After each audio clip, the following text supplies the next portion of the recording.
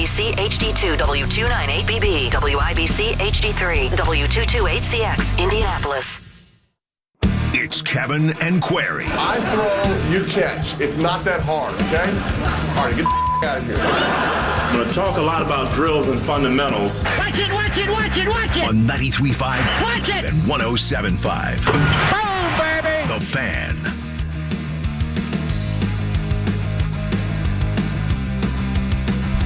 Good Wednesday morning. We are closing out this week the month of March, and I'm really looking forward to today's show from a guest standpoint. The local flavor coming up Saturday night in the Final Four. Certainly Florida Atlantic has some of that, but what Nijel Pack has done with Miami has been really impressive. And, of course, Nijel Pack, one of the big storylines of the offseason and leaving Kansas State and almost going to Purdue and the NIL aspect. He's going to join us coming up at 9 o'clock. And we are, and I think for the most part, it's going to be decent weather in the Midwest tomorrow. It's opening day for Major League Baseball coming up tomorrow. And so Tucker Barnhart, fresh back from Arizona for his first spring training as a Chicago Cub, he's going to join us at 9:30. By the way, excuse me, March, it comes in like a lion and goes out like a lamb. Isn't that right? Isn't that the saying? Sounds right. Is it going out like a lamb? I mean, it's a little chilly, right? It's not like super windy. Yeah, I feel like temperature-wise hasn't been too bad. I know Friday, some rain in the forecast, so keep an eye on that if you have plans to go to the Indians game for their opening night. Again, from a Major League Baseball standpoint, Thursday's the big day. They kind of dial it back from a schedule. I think it's only 5 games, I want to say, on Friday, whereas everybody plays tomorrow. But do you think Major League players like totally are like, yes, let's go? Or do you think deep down they're like, is it like the first day of school again? I would think they are ready to play real baseball. I would think as great as the weather in Florida and Arizona is, I mean, you sign up for this and how many grapefruit split squad games can you play? I mean, Tucker Barnhart's been in Arizona for a month and a half? Yeah. I think from a competitor standpoint, you have that. And I'm curious, and we'll ask Tucker this certainly coming up. And by the way, good Wednesday morning again. Kevin Bowen, Jake Query, and Mark Dykton with you. Appreciate you guys tuning in.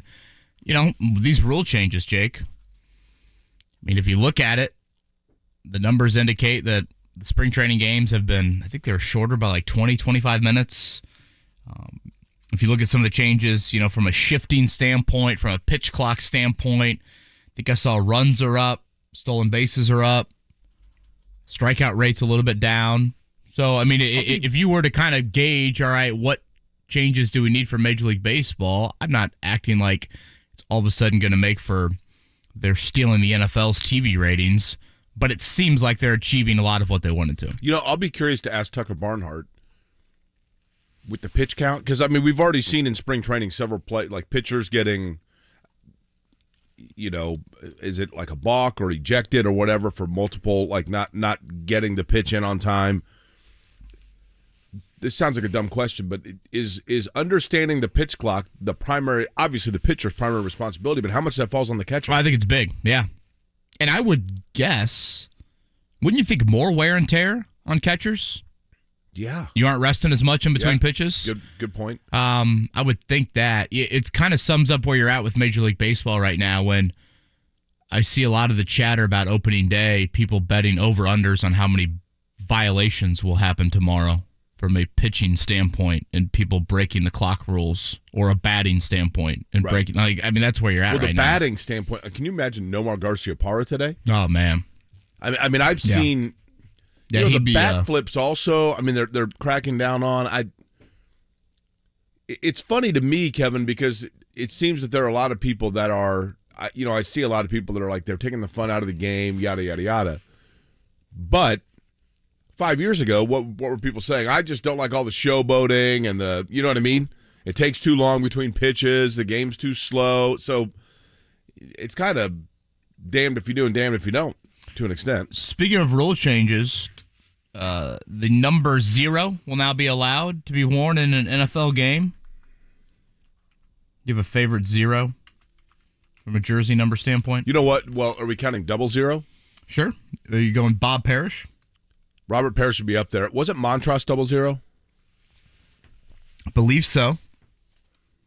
Would you wear 0 if you were an athlete, Kevin? What number would you go with? Yeah, I think 0 would have a pretty strong brand, right? I think you would get like a lot of people that would buy your jersey just because you're 0. Or at least you would get people in the stands being like, oh yeah, that's at number 0. Or do people really say that if you're like 25? What was Romeo Langford? 0 sounds right for him. No, was he? I'm trying to think though. Was he in Indiana? Was he like 20 or was he 0? Mark? We're going to wake up Mark. No, I have no idea. Yeah. I'm thinking about it. I'm like, I don't know. I think it was 0. I mean, obviously from a basketball standpoint, Damian Lillard, Russell Westbrook, Jason Tatum. Gilbert Arenas, wasn't he Agent 0? Wasn't that his nickname? I mean, you have some great players in the NBA right now that currently wear 0. Tyrese Halliburton. Jason Tatum. Yeah. Mm-hmm. Yeah. Benedict Mathurin, 00. So, much more prominent on an NBA standpoint. Jim Otto, by the way, in the NFL was number 0. I would assume for the Colts, when I think of 0, part of me thinks kind of a quick guy, maybe Isaiah McKenzie, but if I'm not mistaken, I think Jelani Woods wore 0 at Virginia. So you can in college? I believe so. So he would be one that obviously has some history. May I ask a dumb question? What necessitated needing to bring 0 back? Yeah, I think you saw a couple years ago that receivers were allowed to wear single digits. Paris Campbell went from 15 to 1, I think it was. So I think it's more of the players just saying, hey, why is this a rule in the first place? In the NBA, don't you get in some technicalities of like signaling to the scores table the person who got called for that foul? Right. I think that's part of it. In the NFL, you don't really have that. You just throw the flag and you announce it. Like, I don't think there's necessarily some huge ordeal with that. I know at times you have players that have to, identify as eligible from an offensive line, defensive line standpoint. And those are the only position groups, Jake, that can't wear 0. O-line and D-line. But rule changes yesterday at the NFL owners' meetings. Nothing too pressing. I feel like the one that everybody wanted didn't get approved. Was that the roughing the passer? Yeah. So not allowed to review that, correct? Nope. Do you can people wear want 0, that? though. You can wear 0. Do people want that? Do people want more review? I think when it's as costly of a penalty and ticky-tack as some of the roughing the passer penalties have been, absolutely. That could change the game easily. I probably side with you, Mark, but I also feel like the crowd of saying there's too many reviews is pretty vocal and pretty loud. Again, I'm probably falling a little bit more in the just get it right. I don't care if the game takes an extra 2.5 minutes. If you get it right, that's all that matters to me. My thought is you have 2 challenges for a coach. If the coach wants to challenge whatever he wants with those 2 challenges, by all means go ahead. They don't have to reverse anything, but you can at least challenge and say, hey, can you give this another look, please? Yeah, that's a good point. So not a lot, really, out of the rule changes. There will be one big roster cut late August from 90 to 53. In years past, they've had multiple cuts throughout the month of August after different preseason games. So I think that's a fine rule change. You'll allow a 90-man roster to kind of stay intact throughout the preseason, and then you'll just do one giant cut down from 90 to 53. August 29th will be that day. 2 things here. First off, Blue, the mascot, is 00. Do they have to get him a new number? Well, maybe someone will have to pay Blue for that. That's a good point. Secondly, to me, 0 and 00 are the same thing. Right? I'll tell that to Tyrese Halliburton and Benedict Mathurin. 1 and 11, but here's what I don't understand. They are numerically the same thing. If you're 0, you're 00. If you're 1 and 11, there's a difference. 2 and 22, there's a difference, right? 0 and 00 equate to the same thing, same number. Someone's seen his math tutor. I'm just saying. I mean, you got to be consistent here, right? It's the same thing. You're just doubling up the same quantity. Like What are we doing? Something I do. Why not 000? Something that, well, that's a lot of material on the back of the jersey to fit all that in. Something I do want to get to a little bit later, again, exiting these owners' meetings out in Arizona, I do think Jim Irsay is singing a different tune about Chris Ballard. It's nothing drastic, but it's a different tune. And I think it's an understandable tune, but we'll touch on that a little bit later today. Shout out to Zach Edey. He is the National Coaches Association Player of the Year. I don't think we're surprised by that. Obviously, the ending of the season. Now, that's an actual fact about him and not just repeating something from a parody account, right? Yeah, this is sent out from the NABC. 22.3 points per game for Zach Edey, 12.9 rebounds for him. Yeah, I think a couple things that stand out about Edey this past season, Jake. First off, it's not like his conference numbers dipped at all. I mean, he was still great in the Big Ten. He did not inflate these stats against cupcakes in the offseason or in the non-conference. I also am just so impressed by his foul shooting, for a big guy to be north of 70%, his stamina throughout a game, the fact that he didn't get into a lot of foul trouble. This one is just wild to me. Zach Edey finished the year with 8 games of at least 30 and 10. No player has done that in major college basketball in 20 years. I mean, virtually, it's really fascinating, Kevin, because over the course of the season, Zach Edey was totally unstoppable, right? I mean, you watch him and you're like, it was amazing what he was able to do. Then you watch the tournament and you see how guard-oriented and guard-dominated the dominant teams are, and you think to yourself, that was great that he was dominant, and yet even at the college game, at the NBA level, that's going to be the challenge, is just how the game has gone away from utilizing that kind of dominance. I know that sounds weird. And you think about it, and you're like, he had an unbelievably dominant year, and yet it still feels like it's light years from. That sounds like I'm taking it away from him. Do you get what I'm saying? Like, you watch the tournament, and you're like, he was so good, but at the same time, no other team is like really. UConn maybe utilizes a big, but outside of that, it just feels like a system that is dangerous because no one else is running it. Yeah, UConn has a great big guy. They do. I would argue Miami has an all-conference big, but they just surround him with guards and wings that can do a lot of things, score at different levels, and I would say that is the difference. I know you're not going down this path, Jake, but I do hear this chatter oftentimes about the tournament. The tournament obviously means a ton, but that, to me, should not all of a sudden ignore or discredit the type of team success you can have in other parts of the season. Like, should Purdue have not celebrated what they did in Portland early in the year? One of the finest 3-game stretches that program has had in years. Should Indiana not celebrate sweeping their rival because they lost by 16 in the second round of the tournament? Like, celebrate that. Purdue should celebrate winning the Big Ten. I understand the tournament means more, but that doesn't mean that November through February should just be ignored. And you know what? Yeah, I agree with you for sure. Like, hand up here, Jake, because obviously, from a college football standpoint, the team that I cheer for gets run off the field when they get into the big moments of the college football playoff, as does pretty much every team not named Alabama or Ohio State or whoever. But, like, should Notre Dame fans not have celebrated a win over Clemson?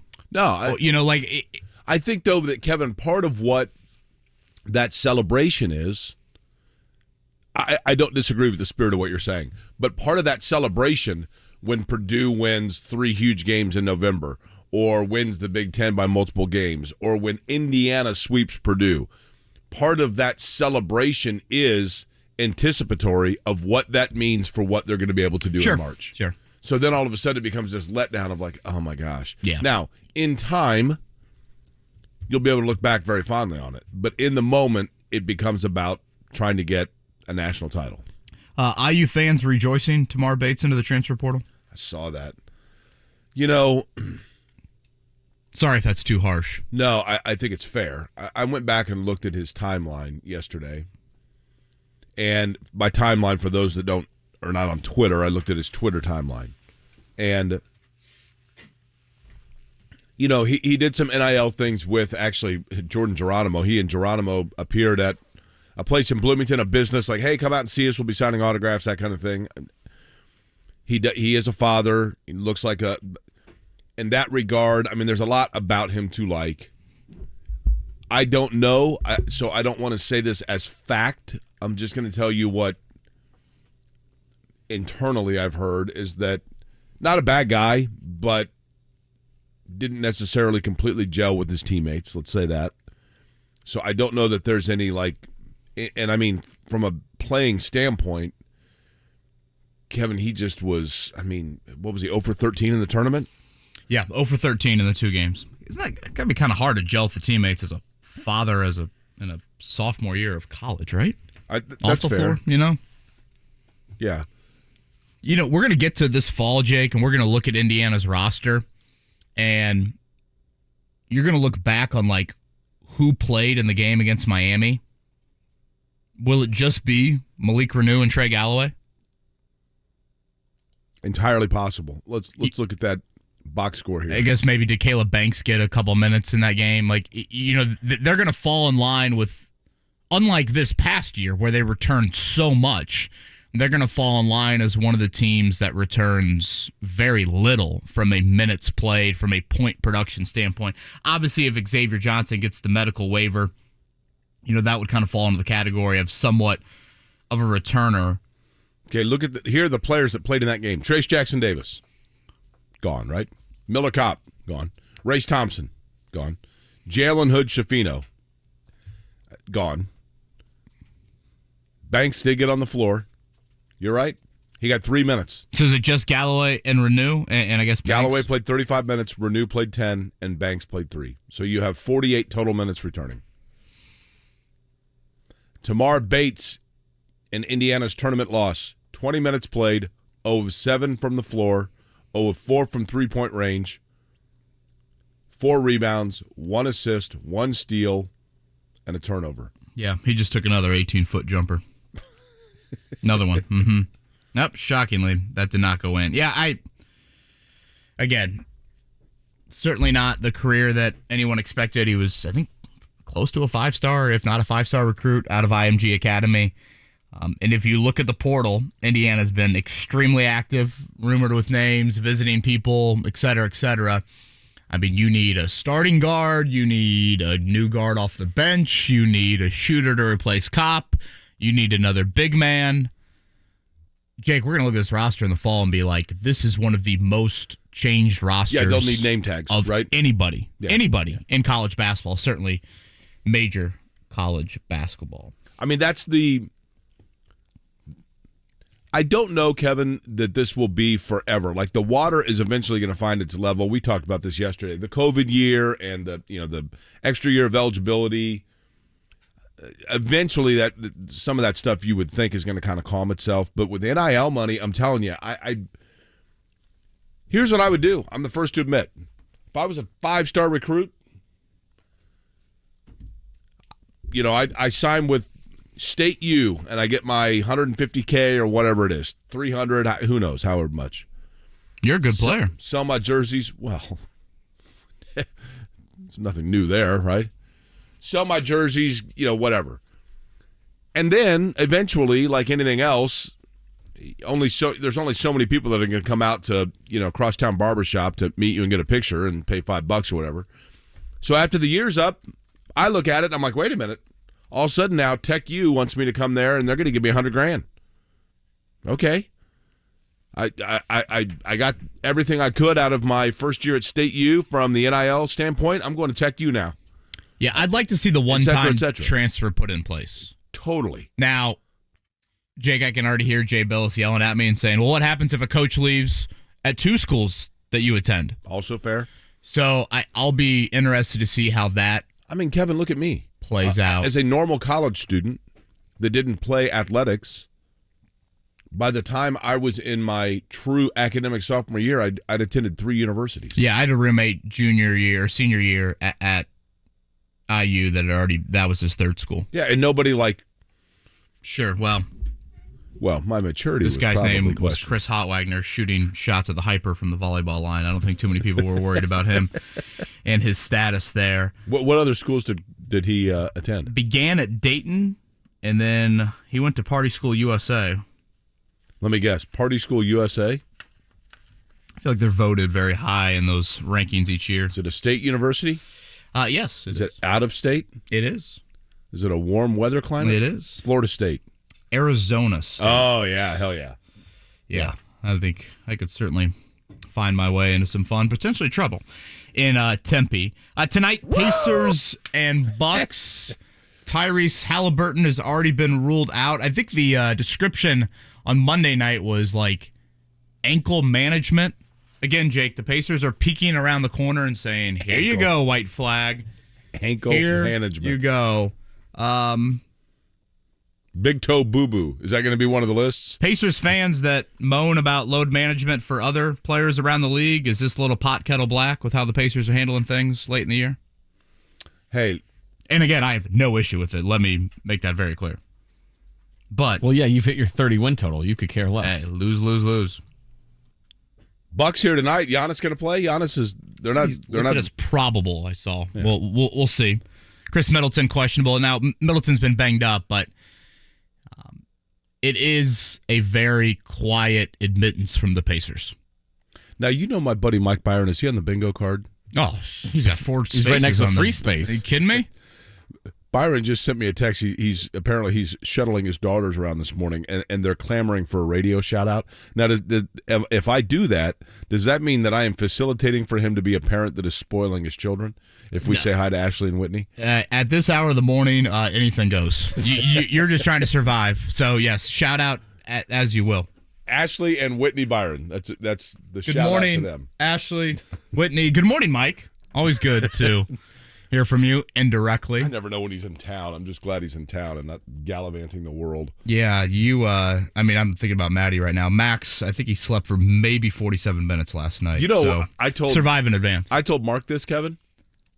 I do not, by any stretch of the imagination, and I don't want people to think that I am. In no way, shape, or form am I equating this to being a legitimate parent. I'm not. I totally understand and respect. Well, I don't understand because I've never been a parent, but I respect the challenges I'm sure you guys go through nightly to get a full night's sleep.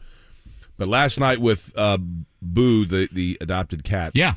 Last night was the first night that Boo finally came into like my actual bedroom, and I'm like, okay, I mean, you can get on the bed if you want, and all was good. It was perfect, and then about 1:30 in the morning, I got the headbutt.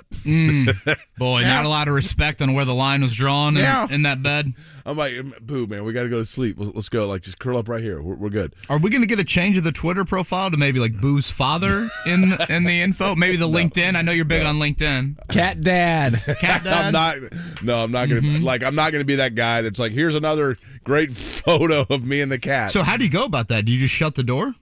Nah, he stayed in there.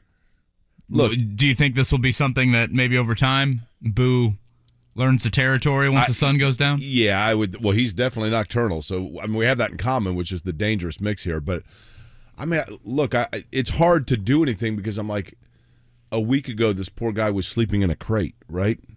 So and I don't know his previous owner who passed. That was the other thing is. I couldn't help but think to myself, well, they told me that his owner had passed away. Like, is Boo the one that found him? Is he? I told you he's doing a wellness check on you. Hey, buddy, you all right over here? Should we be laughing about that?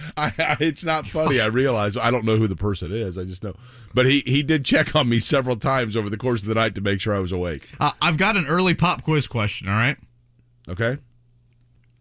The all-time leader in San Diego State Aztecs assist history. Tony Gwynn. What do I win? By 111 assists. That's amazing, by the way. Catnip, that's what you win. Do you think we'll ever get back to that point where, like, people are playing high-level, multiple sports at the collegiate? Does anyone... You usually have a guy that, like, walks on, right? Notre Dame, remember the kid that was Mr. Football, Drake Bowen from Andrean?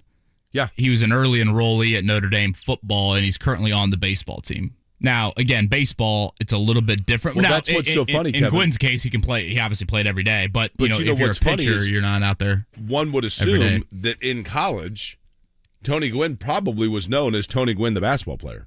And they're probably like, he's actually pretty good at baseball, too. Right. Because maybe in San Diego it's a little different than most places, but you know what I mean? Like, it's not like people are like, this guy's an unbelievable. Now, do you know that Tony Gwynn, Tony Gwynn has some ridiculous number that's like he could have struck out his last 1,149 consecutive at-bats and still finishes a 300 career hitter. Yeah. And again, I know that I've mentioned this 1,000 times on this show, but I'll say it one more time. Tony Gwynn, who for the last part of his playing career for the Padres lived in Fishers. Yeah, adopted Hoosier, right? Yeah, and I'm telling you, there is no, in my career, not that we get to know athletes, but being around them, interviewing them, whatever else. But Gwynn, just because he lived here, I did get to know a little bit. There is no more humble, kind-hearted, down-to-earth, totally unaware of his own greatness athlete today like there was Tony Gwynn. He was an absolute gem. Absolute gem. He managed at San Diego State for a while, didn't he? He did. Yep, he went back. Grew up in San Diego. He grew up in L.A., I think suburban L.A., played in San Diego State, played for the Padres. So, again, Saturday night, it's San Diego State and Florida Atlantic. That is, do you think they're just having the biggest party in the world of the Villages right now to celebrate Florida Atlantic in the Final Four? My sister went to the Villages and was like, I'm moving. It's the greatest thing ever. Yep. Grab your drink and the blue pills are in the back. We're going to the Final Four, folks. Okay. Here we go. Start hooting more than, just the owl sound here. Key parties and college hoops. Nothing better. Nothing better. And, 6:09 tip, perfect for them.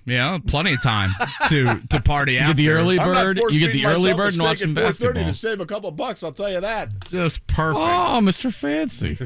And then UConn and Miami, of course, the nightcap, which I think a lot of eyes on that one. Nijel Pack, he'll be in that second game on Saturday night. He joins us at 9 o'clock, the LC product. Tucker Barnhart getting ready for opening day at 9:30. Kevin Bowe and Jay Query, Mark Dykton on what looks like a nice start here to this Wednesday in Indy. The Ride with JMV. Bucky Brooks of the NFL Network regarding Lamar Jackson. How would he work with a guy like Shane Steichen in year number one, who did so well as the offensive coordinator for Jalen Hurts in Philadelphia? Lamar Jackson is a much better player than Jalen Hurts, right? So if you have an opportunity to get a better player who is formed at a high level and you can do the same stuff, you should jump on that. The Ride with JMV. Weekdays 3 to 6 on 93.5 and 107.5. The Fan. Discover credit cards do something awesome at the end of your first year. They automatically double all the cash back you've earned. That's right, everything you've earned doubled. See terms and check it out for yourself at discover.com/match. What if the next time you painted your home was the last time you painted your home? Our Rhino Shield has been on for 8 years. Rhino Shield. Call 888-RHINO-41. Don't paint, don't vinyl. Go Rhino. Mom, Dad, Sis? Here we go again. Why are you in a suit? Picture, if you will, a world with the best network imaginable. I'm talking about the Xfinity 10G network. Go on. Mom, remember how your reality shows wouldn't load with all of us online? Now you can binge. And Susie, we'll have fast internet in the basement. Nice. If you have any questions, here's my card. This is just your name on a gum wrapper. Introducing the 10G network only from Xfinity. The future starts now. Now through April 23rd, new customers can get 200 megabit Xfinity internet during our limited time Xfinity 10G network launch celebration for just $25 a month for 2 years. Plus, there's no annual contract required and you get Wi-Fi equipment included. Go to Xfinity.com/10G, call 1-800-XFINITY or visit a store today. Requires paperless billing and autopay with stored bank account. Restrictions apply. Taxes and fees extra. After promo, regular rates apply to internet service and devices. Actual speeds vary.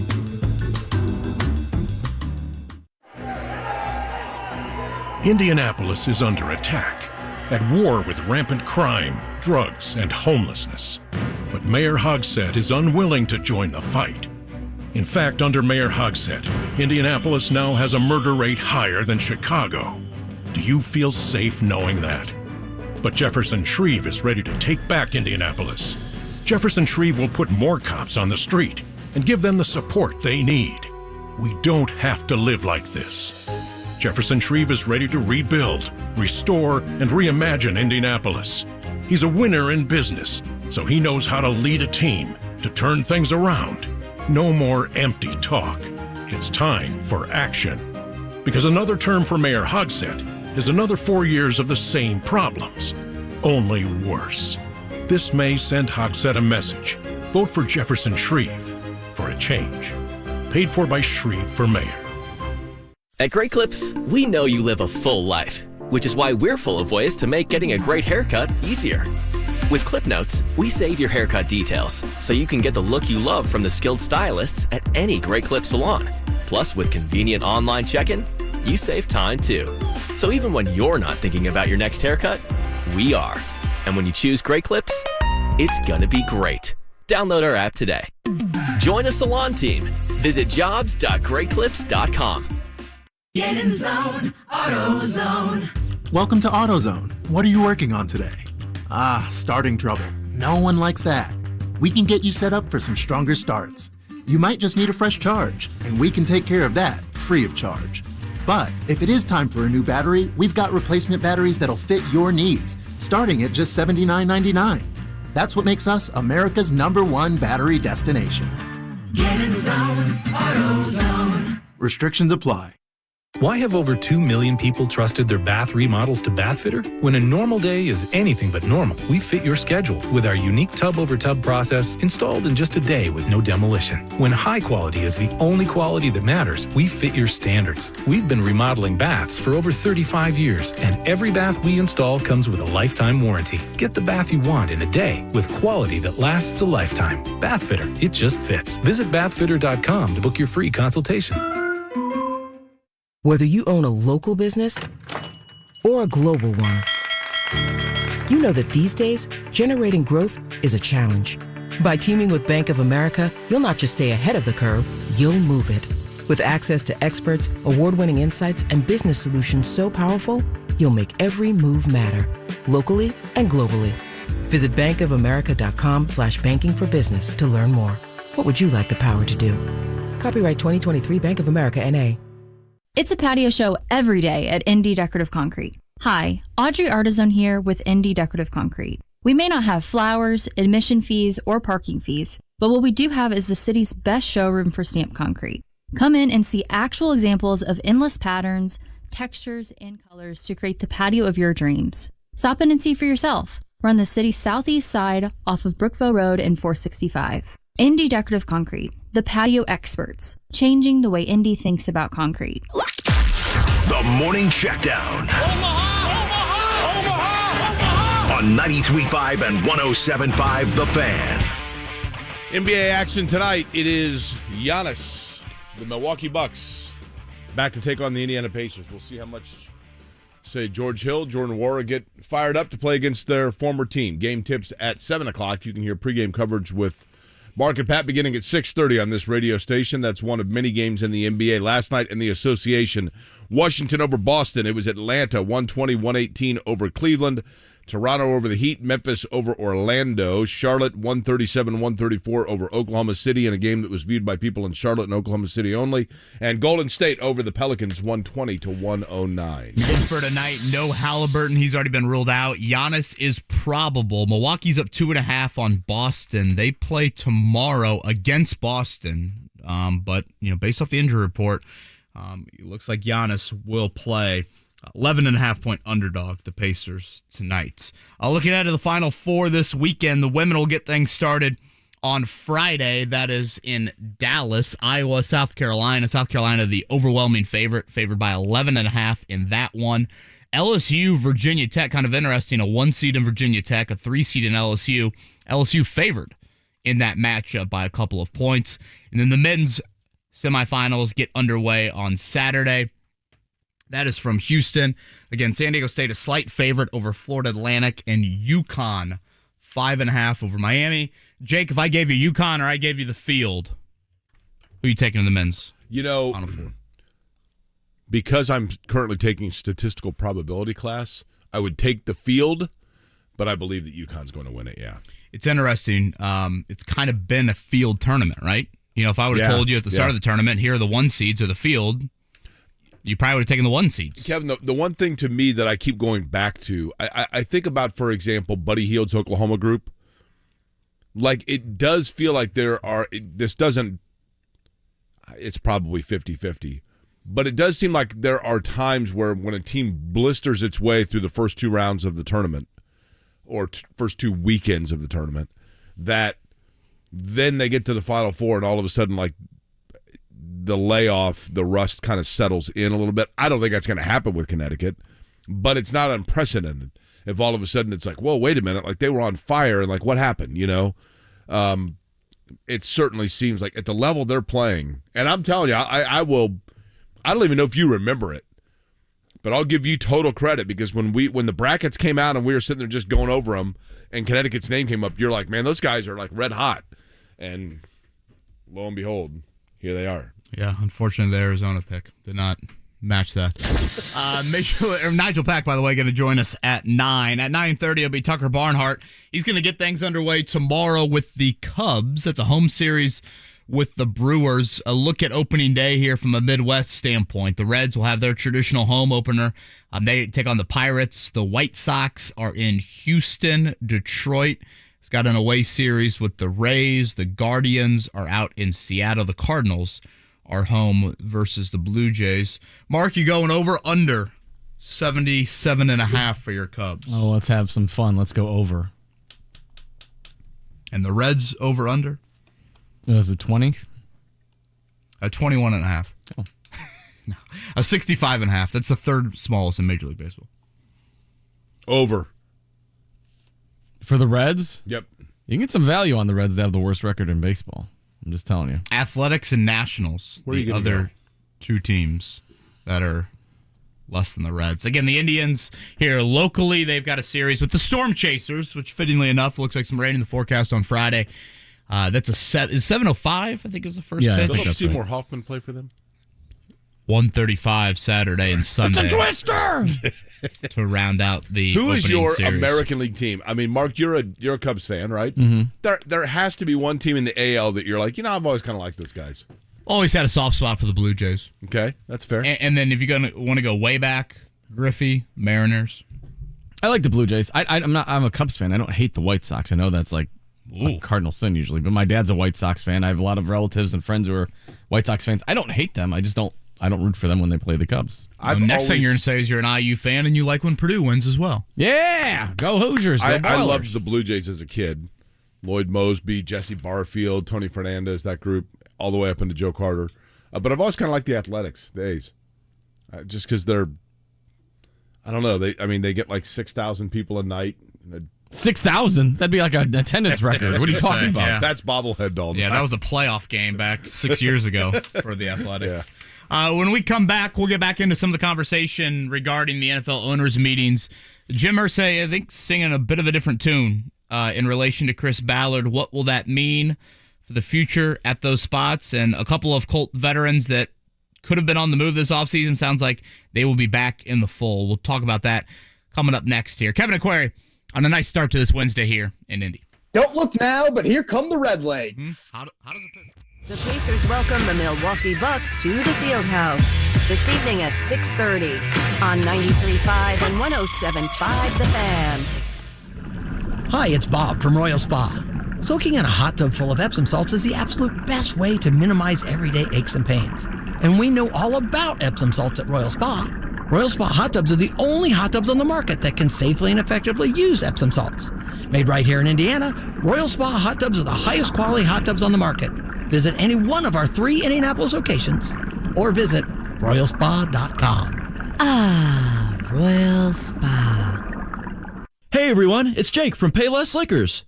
Charlie said sell it, so stop by our 26 locations and check out these great prices. DeKuyper variety packs for 99 cents, Sunny D 4-packs for $9.99, High Noon 4-packs for $9.99, Keystone and Keystone Light 30-packs for $17.99, Fireball 175s for $21.99, and Jim Beam White Label and Flavored 175s for $24.89. Why pay more when you can pay less here at Payless Liquors? Ray Magliozzi here for eBay Motors. Okay, easy now. You're teaching your kid how to parallel park. Ouch! Turns out he likes to do it by feel. Don't worry, eBay Motors has bumpers, trunk lids, license plate holders, and headlights. They've got lots of headlights. When you need parts, get it right the first time with eBay Guaranteed Fit. When you see the check, you know that part's going to fit. eBay Motors. Let's ride. Eligible items only. Exclusions apply. When you bundle your renters and auto insurance with Progressive, you could save money, but it doesn't cover any terrible memories living rent-free in your head. Remember when one of your best players got injured, but not like on a play or anything? He got injured celebrating a play, and it's not like it was a game-winning play or in the playoffs, and he was out the rest of the season because he was injured while celebrating? Yeah. Sorry, we can't save you from that memory, but we could save you money bundling your renters and auto insurance with Progressive. Coverage from Progressive Casualty Insurance Company, affiliates, and third-party insurers. Renters insurance and bundle discount not available in all states or situations. The Hoop Collective Podcast. I'm at our ESPN LA studios. You may remember that Bev did a couple of days of work for ESPN last year. No, I remember. I was on with him. He left a gorgeous Dolce & Gabbana suit here that is just spectacular. You should wear it on TV today, Brian. I do not believe it will fit me, only because the arms are too long. You're across the street. Come over and get it. It's got to be at least a $7,000 suit. The Hoop Collective Podcast. Listen on the ESPN app or wherever you listen to podcasts.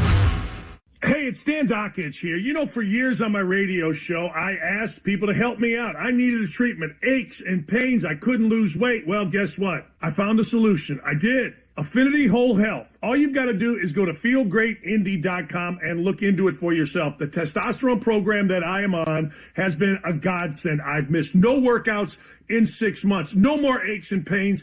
And I have lost weight. FeelGreatIndy.com is the place to go. Get started just like I did. Hey, it's JMV. Sometimes, too many times, bad things happen to good people. Good people get hurt or killed through no fault of their own. That's where Tony Patterson at Parr Ritchie Law Firm can help. Tony understands because he spent his career helping people just like you put their lives back together. He was honored by Best Lawyers as 2020's Indianapolis Personal Injury Lawyer of the Year. See if Tony can help you. The call is free. 317-269-2509 or visit ParRinjury.com. PARR Injury.com today. Hey, it's JMV. It's all about hoops at Pickup USA Fitness in Noblesville. While other fitness locations are moving away from basketball, it is all hoops all the time at Pickup USA Fitness in Noblesville. Men's leagues officiated pickup games nightly beginning at 6. Coming soon, Saturday morning pickup games and a women's league. Friday night pickup games for middle schoolers and high schoolers, $39.99 for a limited time a month. Half off initiation fee. You can add a spouse for $20 and a youth add-ons $15 a month. PickupUSAFitness.com, Harriman Boulevard, Noblesville. Hey, it's Big Joe for your trusted local independent American Standard heating and air conditioning dealer, Reinhart Heating and Cooling. Owner Danny Reinhart's son Kevin says one simple saying from his dad affects him every day at work. Especially when you go out and do sales and service calls and collect money and do all this stuff that's important to a lot of people. He always said the number one thing I remember from him is just fair and honest wins every time. You can trust Reinhart Heating and Cooling, 317-745-4526. Reinhart Heating and Cooling is your trusted local independent American Standard dealer. Take your first shot at hoops with FanDuel Sportsbook. Sign up today by going to FanDuel.com/play and make every moment more with FanDuel. 21 plus in select states. First online real money wager only. $10 deposit required. Refund issued as non-withdrawable bonus bets that expire in 14 days. Restrictions apply. See full terms at FanDuel.com/sportsbook. FanDuel is offering online sports wagering in Kansas under an agreement with Kansas Star Casino, LLC. Gambling problem? Call 1-800-GAMBLER or visit FanDuel.com/RG in Colorado, Iowa, Michigan, New Jersey, Ohio, Pennsylvania, Illinois, Tennessee, and Virginia. 1-800-NEXT-STEP or text NEXT-STEP to 53342 in Arizona. 1-888-789-7777 or visit ccpg.org/chat in Connecticut. 1-800-9-WITH-IT in Indiana. 1-800-522-4700 or visit KESGamblingHelp.com in Kansas. 1-877-770-STOP in Louisiana. Visit mdgamblinghelp.org in Maryland. 1-877-8-HOPE-NY or text HOPE-NY 467-369 in New York. 1-800-522-4700 in Wyoming or visit 1-800-GAMBLER.net in West Virginia.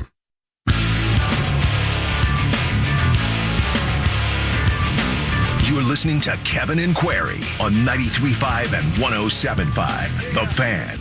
It is a Wednesday, hump day, 17 minutes before the hour of 8 o'clock. My name is Jake Query. Kevin Bowen, the other voice you hear in this program. It's Kevin and Query. Took a consulting group like 6 weeks to come up with the name. Mark Dykton manning the controls for us on what looks to be, so far, a good start to the morning. A little bit chilly, but good morning to you. Kevin, not chilly, out in Arizona. Looked like a fabulous night. Jim Irsay sent a tweet where he was meeting with the local beat writers. I saw Zach Kiefer in the photo, Stephen Holder in the photo. I think a couple of Colts employees as well. Joel Erickson, who we'll have on tomorrow. Joel Erickson was in it.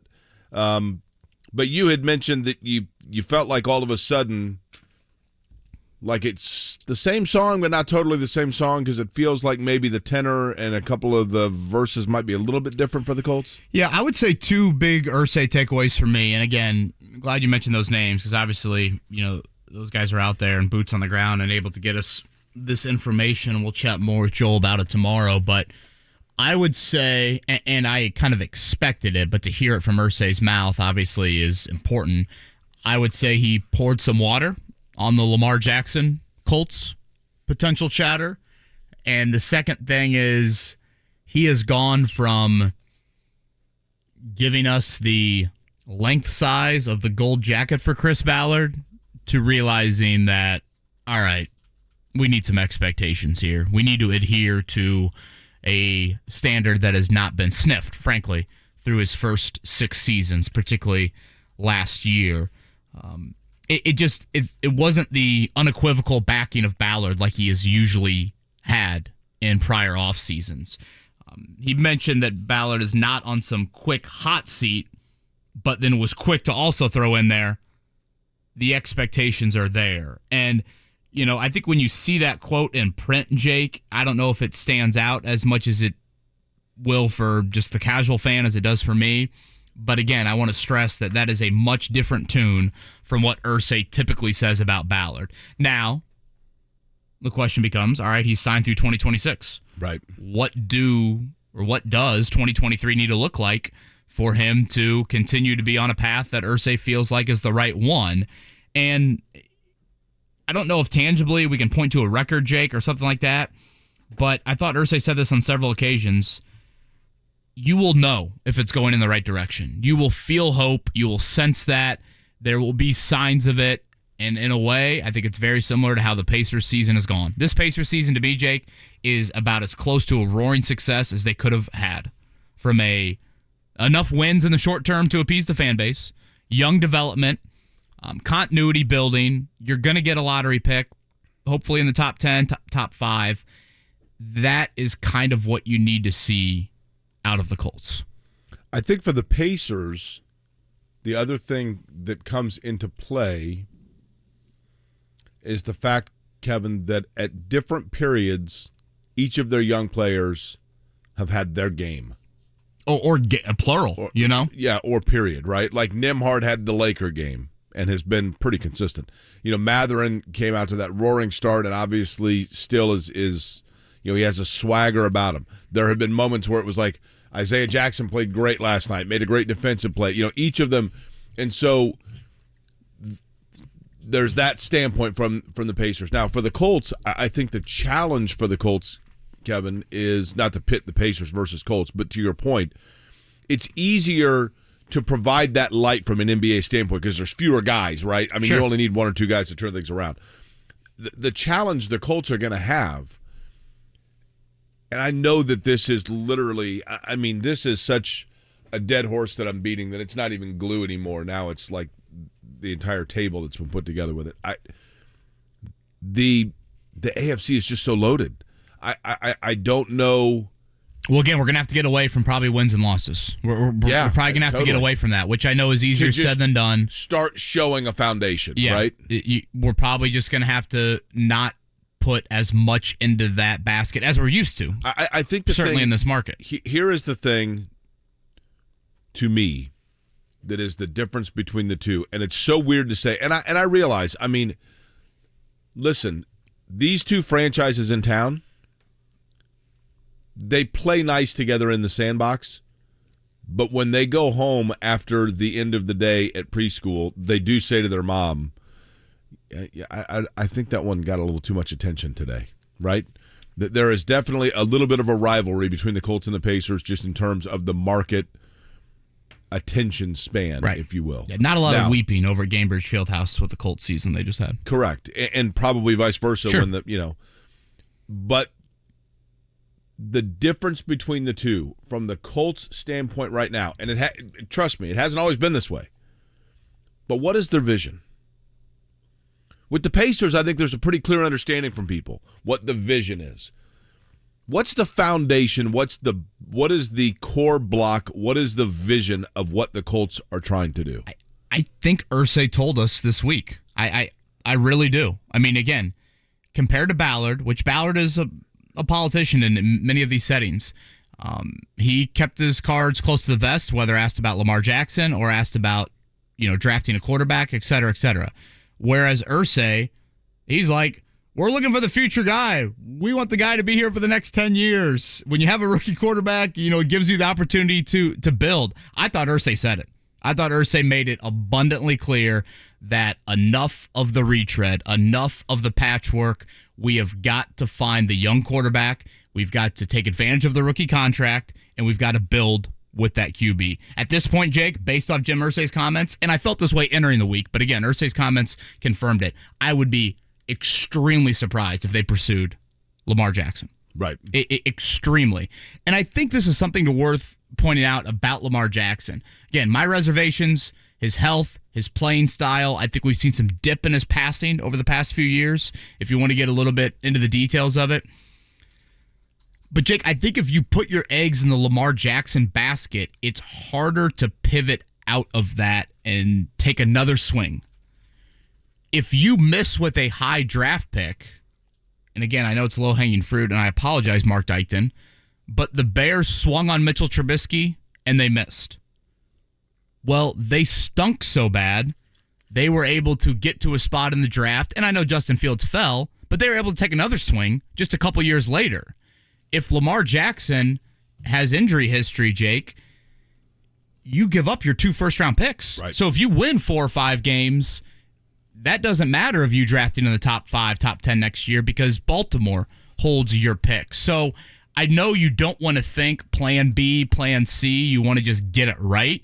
But if you do get it wrong, I don't think you're going to be in this awful dire situation cap-wise, draft pick-wise, if you miss on Will Levis versus missing on Lamar Jackson. One thing I will always say in defense of Chris Ballard and the Colts is this.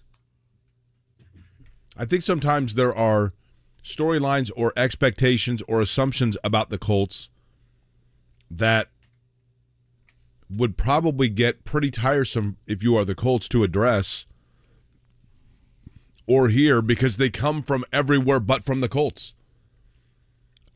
You correct me if I'm wrong, Kevin, and you would know better than I, but I don't recall the Colts ever at any point insinuating that Lamar Jackson was a place they were going to look.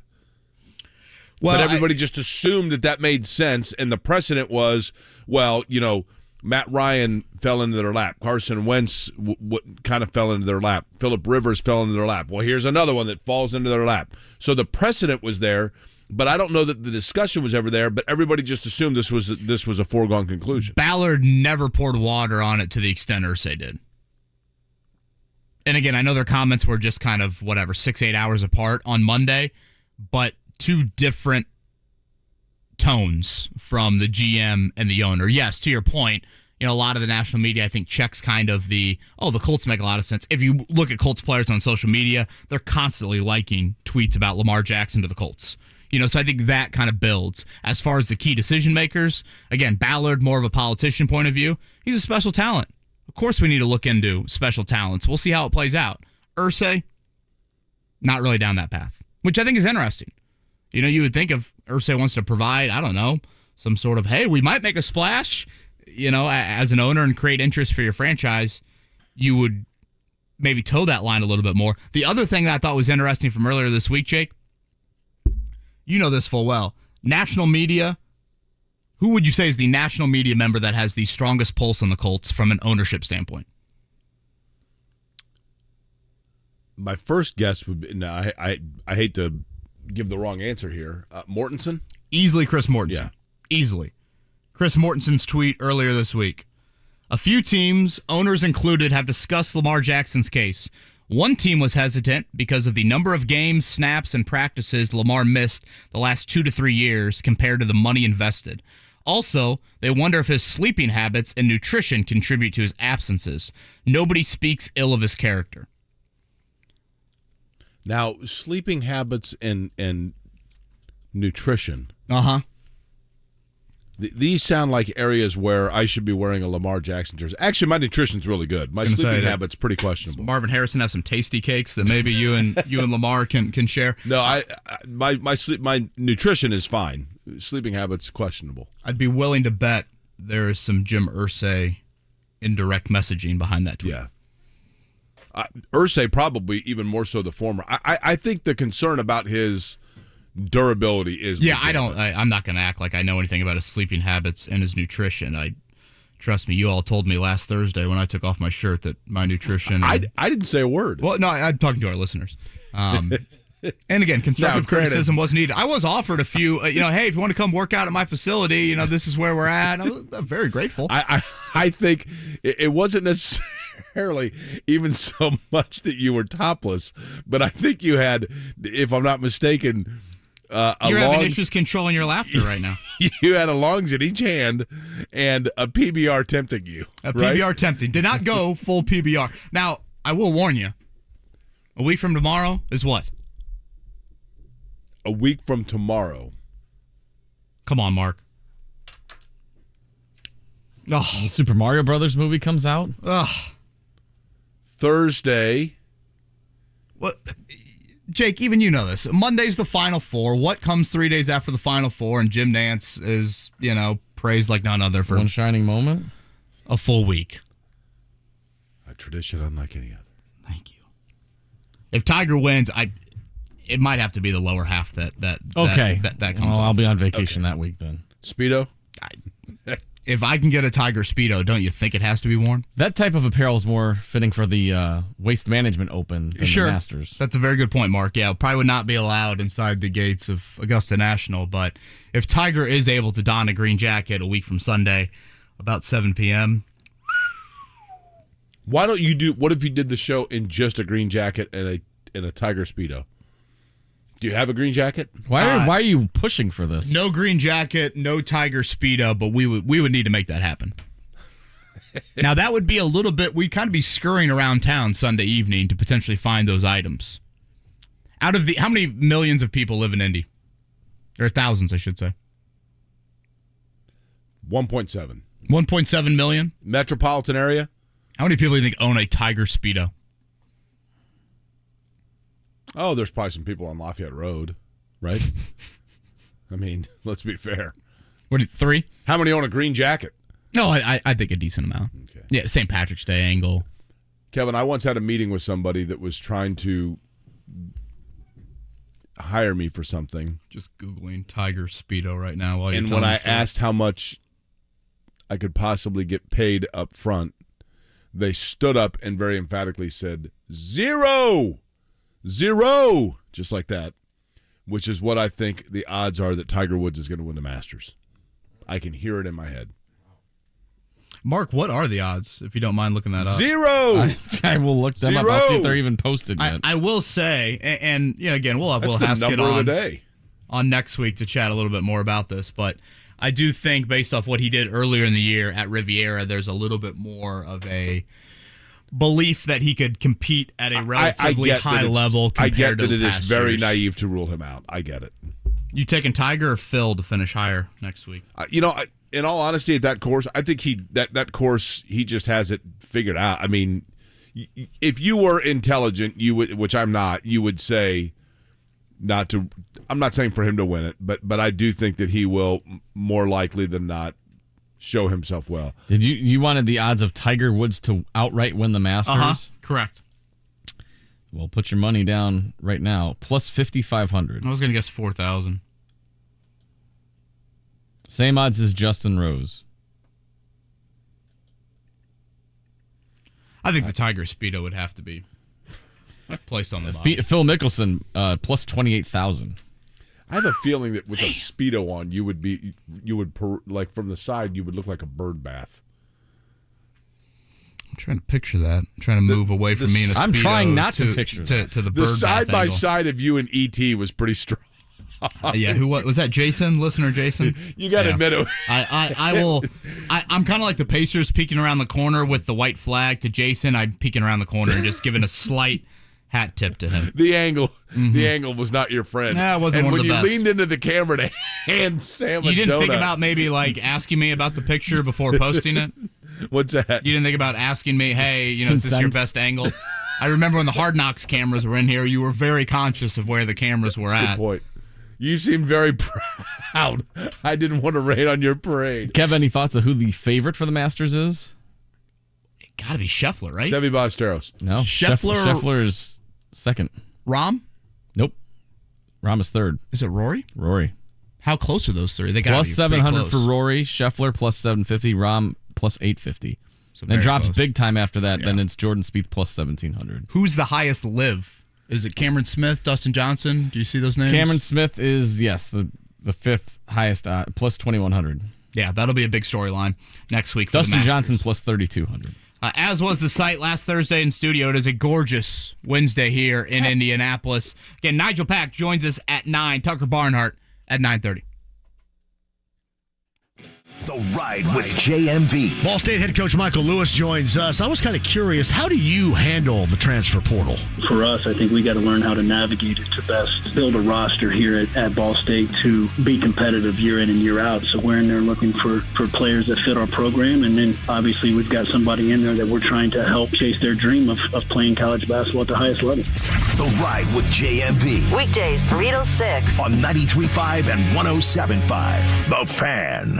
Experience the PPG 375 at Texas Motor Speedway this Sunday, April 2nd at 12 p.m. Eastern, live on NBC and Peacock. Watch the fastest cars and the boldest drivers fight to the finish line. It's JMV. If this is the year for your home's custom remodel, check out my friends at Get'em Associates, doing home remodels since 1987. Get'em.com. That's GETTUM.com. Imagine the possibilities of getting the backyard of your dreams. Expand your living space with an Indie Decorative Concrete patio. Indie Decorative Concrete, the patio experts. Big enough to service, small enough to care. Are your ankylosing spondylitis or AS symptoms still not under control? Stairs? No way. Is your treatment still not working? Mornings? Moving? No. Tired of saying no? Talk to your rheumatologist about a different treatment option. Visit confrontas.com. And next time, you may just say, Why, yes, I will go for that run. Visit confrontas.com. Sponsored by AbbVie. Are you working way too hard for way too little? There's never been a better time to consider a career in IT. You could enjoy a recession-resistant career in a rewarding field with plenty of growth opportunities and often flexible work environments. Go to mycomputercareer.edu and take the free career evaluation. You could start your new career in months, not years. Take classes online or on campus, and financial aid is available to qualified students, including the GI Bill. Now is the time. mycomputercareer.edu. I'm Scott Trout, attorney and CEO of the domestic litigation firm Cordell & Cordell. We help men deal with the life changes triggered by divorce, such as child custody and property division, among many others. But life changes also occur after divorce. These changes can make parts of your existing court order irrelevant. If you feel a modification to your court orders might be necessary, talk to us at Cordell & Cordell. We're a partner men can count on. Schedule an appointment with one of Cordell & Cordell's Indianapolis area attorneys. 101 West Ohio Street, Suite 1250, Indianapolis, Indiana 46204. Will they find a home? Sponsored by Geico. Susan has always wanted to live in a chateau. I like a certain je ne sais quoi. While Jake is more into the Cape Cod style home. It's a classic look. Compromise is tough, but these two won't have to compromise when they bundle home and car insurance with Geico. It's easy, and they could save even more. In the end, Susan and Jake found a Cape Cod style home where they will only speak French. Bonjour, je t'aime, merci beaucoup, and cordon bleu. You'll get better with time. Bundling without compromise at Geico.com. The Indiana Pacers are electrifying the basketball world this season. Mathurin drills a three. From tip-off through the final buzzer, there is no denying the energy inside Gainbridge Fieldhouse. Yes, that is basketball. Make your impact felt and get ramped up the next time the blue and gold are in action. Your Pacers battle the Bucks in a Wednesday night showdown at the Fieldhouse. Tickets at Pacers.com. Pacers-Bucks, Wednesday at 7. Hey, it's Dan Dockich here. You know, for years on my radio show, I asked people to help me out. I needed a treatment, aches and pains. I couldn't lose weight. Well, guess what? I found a solution. I did. Affinity Whole Health. All you've got to do is go to feelgreatindy.com and look into it for yourself. The testosterone program that I am on has been a godsend. I've missed no workouts in 6 months, no more aches and pains, and I have lost weight. Feelgreatindy.com is the place to go. Get started just like I did. Denny Smith here. Spring is here at Sundown Gardens in Westfield. Right now, Sundown Gardens has an early bird special, 20% off all fertilizer and container trees and shrubs. Sundown has a 4-step and a 6-step lawn care program in stock. Now's the time to start planning applications. Sundown has a second location coming later this spring, Miss M's Home and Garden by Sundown Gardens in Bargersville on State Road 135. For now, visit Sundown Gardens at 186th Street and Spring Mill Road, sundown.gardens.com. The Tavern Tour 23 is brought to you by Evan Williams. Continues this Friday. Join JMV from 3 to 6 p.m. Friday at Whiskey Business on Pendleton Pike for great food and Evan Williams. 93.5 and 107.5, The Fan. WIBC HD2 W298BB, WIBC HD3 W228CX, Indianapolis. The NTT IndyCar Series returns to action at Texas Motor Speedway Sunday morning at 11:30 on 93.5 and 107.5 The Fan.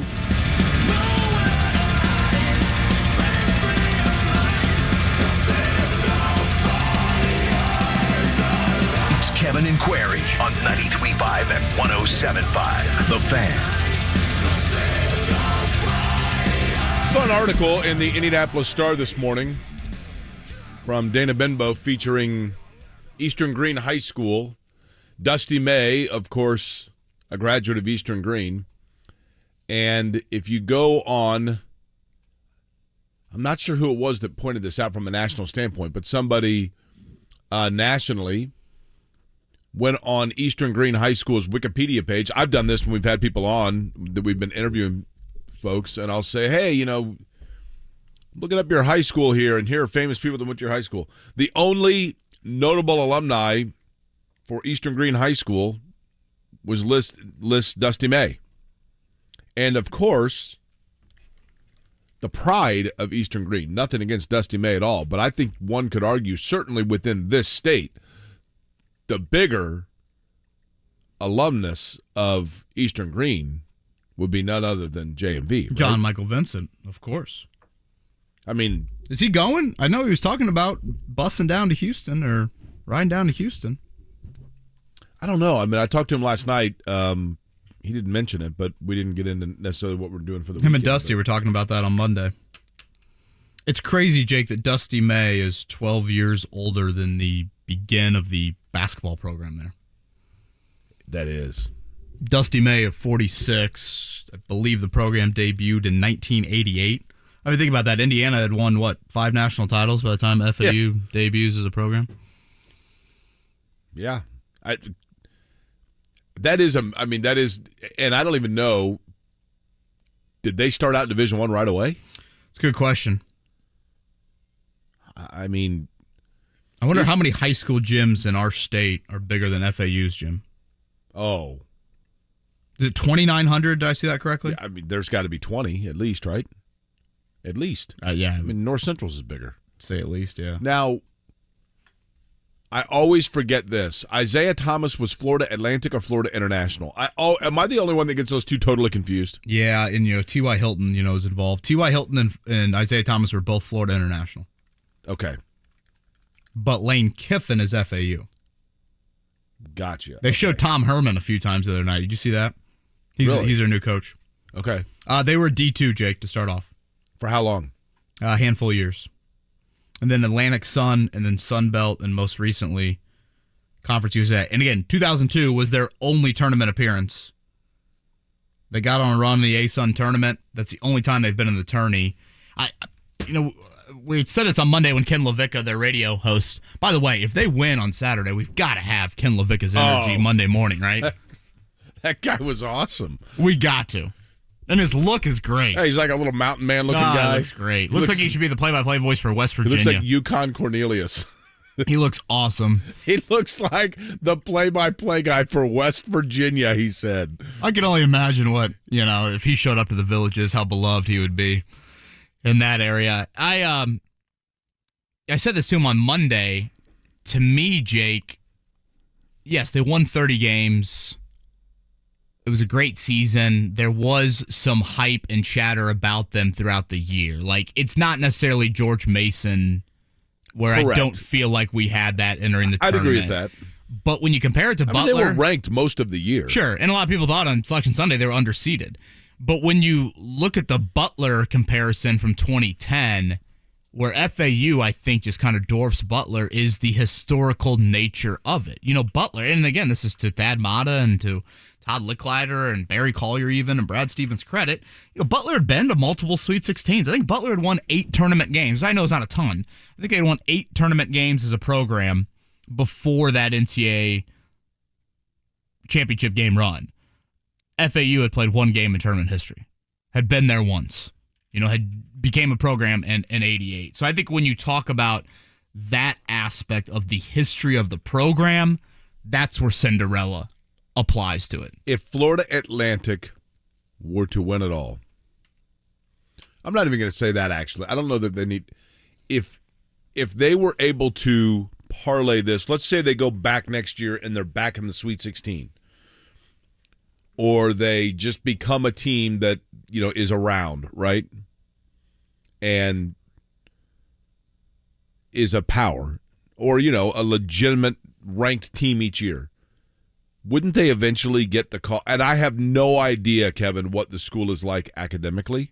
I know that Scotty Johnson's sister teaches there, but doesn't it feel like a bigger conference, notably like the ACC, would come calling? Especially with all this realignment, if somebody were to leave, you know, I just have no idea what their facilities look like. I mean, I know what their basketball stadium or arena looks like, and it's not very big. I mean, football-wise, you know, again, they've had some notable coaches. I think that has more to do with we're, you know, 2 minutes away from a recruiting hotbed, and we'll just take all the leftovers, and we'll still have a pretty good football program. Yeah, not just Dusty May, John L. Davis, who is their leading scorer, had the steal on Marquise Noel to clinch their berth and their win of the East Region. The Gary native Todd Abernathy, remember him? He was similar, I think the same grade. Son of Tom, right? Yeah, son of Tom, same grade as my brother at Clay Junior High. He could fill it up back in the day. I think he went to Heritage Christian after Clay, and then played at Ole Miss. Does that sound right? That sounds right. Ole Miss, by the way, one of the 3 teams to beat Florida Atlantic this year. Really? They lost to Ole Miss, they lost to UAB, and they lost to Middle Tennessee. Say some game kind of late in the conference season. Another thing I was looking at, Jake, because I think we did this with Indiana and Purdue in respective to their conference tournaments. You know, is it good to win your conference tournament? Is it bad to win your conference tournament? You know, that whole, like, how do you want to be entering the month of March, or I should say entering the tournament? Both Florida Atlantic and San Diego State won their conference tournaments. Both would have gotten in, certainly, had they lost. They both won. Miami, they lost to Duke in the ACC tournament semifinal. Now, their big guy, Omer, he got hurt in the first game, didn't play against Duke, so obviously that had some impact. Maybe got hurt early in the Duke game. Didn't play a substantial part of the game. And then UConn lost to Marquette in the Big East semi. So, again, I don't know if there's some, oh, yeah, you want to get on a run or you don't want to get on a run, but in 2 teams' cases, they did win their conference tournaments. The other 2, they both lost in the semis. By the way, Florida Atlantic, I did not realize this, is joining the American Athletic Conference in July. Really? Yeah. Now, the American is getting plucked by all the Big 12, right? Yeah, see, that's the thing. And it feels like, Kevin, the non-Big Ten, like SEC, Big 12 merger, whatever. In other words, the 4 big conferences, and I don't even put the Pac-12 in there anymore because they're kind of getting plucked around. But it feels like all those mid-tier conferences, there's just going to be constant shuffling and moving around. Conference USA and the American Athletic and, you know, I don't know, whichever, the Sun Belt, you know, all those, just feels like those schools are all just kind of just pick and choose and place them wherever, you know. Jim makes a great point here, and I felt this in his post-game media sessions as well. And honestly, the first person I've thought of is Brad Stevens. Jim goes, can you ever remember a coach looking as cool and calm on the sideline as Dusty May? The guy is smiling during the game's biggest moments. I've sent, and I know it's just such an, I don't know, maybe it's just kind of a layup comparison. Just purely off of stoic nature, Jake, it's like Brad Stevens watching him. And then post-game, he answers these questions, and they're like 8-word answers. I'm like, that's it? I mean, like, you're just leading a Cinderella to the Final Four here. And he's much more expansive with John when he's been on, right? From a radio standpoint. But that's kind of the vibe. I've always felt this. I do think you take on the persona of your head coach. I thought that's what made Mulkey's Butler a lot like that, right? Kim Mulkey is an exact 180. Kim Mulkey is the Bob Knight of sideline demeanor here in 2023. Friday night, the second game, you can watch Kim Mulkey. No, actually, I think that might be the first game. Yeah, she's nuts. Were John and Dusty May? Did they know each other? Dusty's younger, right? Yes. How old's John? 3 years older than me. 2 years older than me. 53, and Dusty's 46. But did they know each other? I mean, it's a smaller. I think John is referenced like he used to umpire, Little League games that Dusty would play in. I mean, I would assume they obviously knew of each other, but it's not like they were teammates, or they're not that close in age. The other two, we talked a lot about Connecticut. We talked about Florida Atlantic. We have not talked a lot about, again, Nijel Pack going to join us in 45 minutes with Miami. We haven't talked much about San Diego State at all, Kevin. It feels like San Diego State this is an interesting Final Four because I used to always say, like, when I was a kid, and I have this weird ability for like about a 20-year stretch of the 70s and 80s to be able to recite like everything. Like I had like a photographic memory about Final Fours up to a certain point, and then they kind of blur together.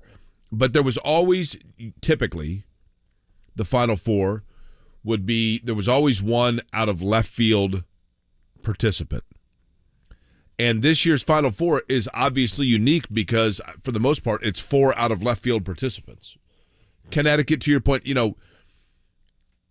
Connecticut is a 4 seed. That's not, and Miami is good. Obviously, has been good all year as well.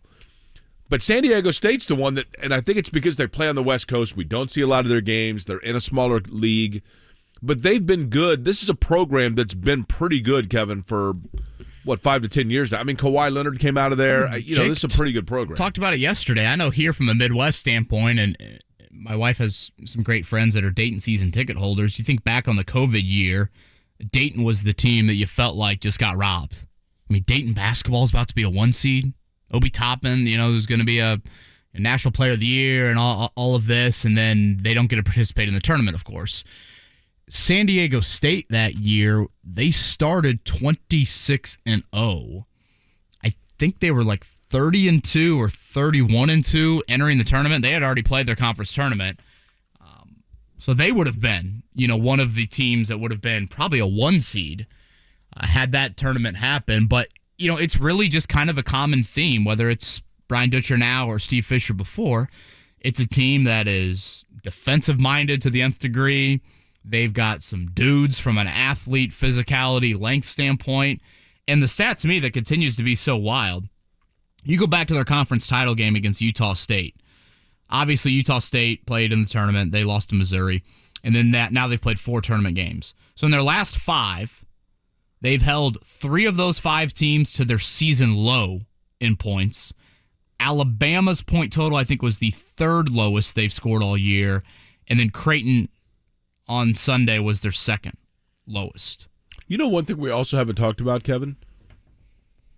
The Creighton, and I know it's probably passé now, but the Creighton-San Diego State shot, we briefly touched on it, but at the end of the game, the foul that was called, the foul that was called on Creighton with a second to go or point whatever to go, that gave San Diego State the free throws that ultimately won the game. He hit 1 of 2. Would you have called it? To you, was it a foul? My issue was this, Jake. Ryan Nembhard gets beat on the play. Definitely. My problem is I believe that as an officiating crew, in the first 5 to 10 minutes of a game, you make it clear to those teams how the game's going to be officiated that day. Right. Like you, based off how you call the game early on and throughout the first half, you're telling that team in the second half, just give me consistency. That's all I ask for. Don't all of a sudden go back to the rule book or deviate too much. Give me consistency. In that game. So you're saying if you didn't call that with 12 minutes to go in the game, you don't call it with 12 seconds correct. left. Yeah. And my issue for that is in the game, the teams, I believe, combined for 17 free throws, which is a really small number. 17 free throws in the entire game. If you average those two teams' free throw attempts throughout the year, I think the number was 34. So basically, you've said to Creighton and San Diego State, you guys get to the foul line. You guys foul at a decently high rate. But today, we're not doing that. We're letting you play, is basically what they said. Again, the foul attempts were about half. If you look at the foul numbers, it was a very small number of fouls called in the game, period. So I thought, based off 39 minutes and 10 seconds of basketball, you had already said, we're going to keep things to kind of a minimum in terms of the foul calls. You know, by the letter of the law, was it a foul? Probably. But again, I'm more of a believer of, you're going to tell us throughout the course of a game how the game's being called. And based off that, I don't think it should have been called. Yeah, I did think that it was. And I know a lot of people would say I am dead in the wrong. Well, I can go both ways. I can see both sides of it. I do think that maybe I'm in the minority here. I do feel like the inertia of the shooter was affected by the contact. Great word. Shooter? Inertia. Oh. Mm-hmm. But yeah, I mean, like I felt like if he had just simply touched him, that's one thing. But I did feel like that his arm broke the plane, if you will, in touching him, for lack of a better phrase. But that would be tough, man. Those free throws. Well, he missed the first. I know. I'm thinking to myself, oh man, if he misses the second. Can you imagine?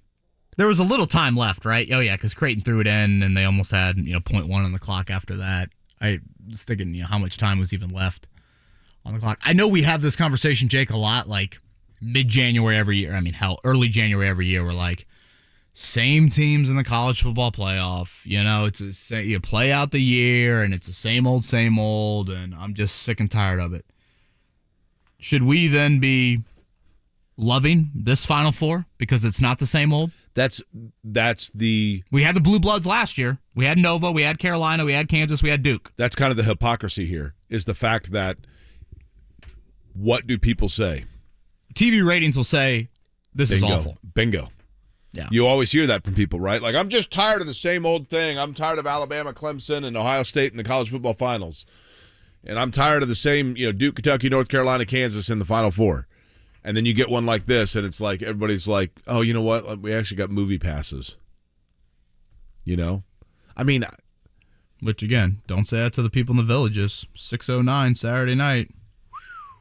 If they're going to be rocking. Rocking. If at the second time out, San Diego State is up 21-10. I mean, Florida Atlantic, if they get a big lead, either one of those two teams could get a lead early, don't get me wrong. If Florida Atlantic does, I do think that you start, because Florida Atlantic has kind of that Cinderella feeling to it, just because, to your point, most people were relatively unfamiliar with their program. So it would be like, oh my gosh, this great little engine that could is still going. If San Diego State comes out and, like what happened to George Mason in the Final Four, and they just immediately get down, what are the numbers going to be? People are going to be like, okay. Yeah. Obviously, second game is the bigger game, but yes, I am not expecting at all. Who do you think in this Villages that you're talking about, which is a retirement community in Florida, sure. right? Uh-huh. Yeah. Who do you think is the big musical act? Like if they do like little concerts and things like that, who's packing them in? Well, you got to think Elton John. Well, he wouldn't be playing there, though, would he? That's too big of a name for the Villages, I would think. Tell that to a Final Four participant. Honestly, if you just throw a tribute up there, they all would believe it's Elton anyways. We drove past the Villages on the drive back. John. And the amount of golf carts I saw flying by. All right, one free drink and one free blue pill. On your way Octogenarians out, better be folks. careful. Slow down a little bit. You guys realize, you're laughing about this, you realize that I'm like 8 years from the age of eligibility to live there. Well, I told you I was on FAU in the front row. I told you I was on vacation with the family. I was actually just scouting a future retirement home for Jake here. You guys are going to send me off. Pat's pretty accurate, I think, with this. He goes, I see both sides on the foul call. In the moment, Nembhard knows he's beat. He's not thinking about how the game has been ref previously. He's just playing catch-up foul. Yeah. I could be wrong. And, Jake, I'll be fully honest, there probably is a little bit of me. It's like, I just wanted to see the game go to overtime. Fair. But I do feel like consistency with foul calls. Now, is Bo Borowski going to join us later this week? I think so, yeah. I haven't. That'll be a good question to ask him. Right. How much consistency matters. Did you find it interesting at all, the guy that made that foul call did not get a Final Four assignment? Yeah, I wonder how much, are those things that we'll ask Bo that too? I mean, are those kind of decided before even that last round of games? Or does that factor in? I think you take the entire tournament into the evaluation process. And you know what? You have 9 officials plus what? I think one sits on the kind of scores table throughout a game. So 12 get Final Four assignments. I mean, that's a lot. You would assume their Elite 8 officials and are. Didn't Bo tell us also, I believe, they don't know their assignment until they get down there. Like, they don't know which game they're getting until they get down there. Interesting. I vaguely remember him saying that when he was in studio with us. The other thing that I find interesting is that there are not specific Big Ten officials or ACC officials because they interchange. You might have one league that you do more than others based on where you live, but you may be a Big Ten official that does Michigan State, Iowa on Tuesday, and then on Thursday you're doing Wake and Clemson. You know what I mean? So it's like the Robbie Hummel of broadcasting. I feel like he does a little bit of everything. He does. That is true. I will be very surprised if San Diego State or Florida Atlantic run away from each other. I just don't think either of them are really it's hard to run away from built San Diego State because they got that Aztec yell, right? In that way. They're constantly with... I think it's one of the more horrifying sounds out there. Is this actually a guy? No. Well, who's... Blowing of a whistle. It's a whistle. Oh, it is? Yeah. Told you it's the death whistle. I thought it's like a screaming guy. No. We have a vote for Jimmy Buffett and Tom Jones. Oh, Buffett's good. Yeah, Tom Jones. Jimmy Buffett, by the way, fun fact about Jimmy Buffett. Probably save Tom Jones for Monday night in case Tom Jones gets the blue hairs Tom going. Jones is a good one. Here's before we get to the morning check down, your Jimmy Buffett fun fact of the day. Jimmy Buffett actually originally aspired to be a country type singer and had written a song. He was basically playing around at different like honky tonk type bars. He moved to, I think it was Nashville, to launch his career in the early to mid 70s. Couldn't necessarily get things going off the ground, but due to a connection of his manager, he was able to sell a song that Elvis was going to record for him, and that was going to be his big break, is that he was going to be a songwriter for Elvis Presley. Elvis Presley, unfortunately, passed away before he could record the song, so his manager said, look, man, you're from Florida. Why don't you just go ahead and put your own spin on it? And so, therefore, he went ahead and did it himself, and the song was called Margaritaville. Barry Manilow was another one. Barry Manilow, good one. I saw him in concert, by the way. We got Lollapalooza for the Villages that we're just creating right here. Unbelievable. Barry Manilow is a good free one. Marketing that we have provided. He's over at the Zyrtec stage. Maybe another brand.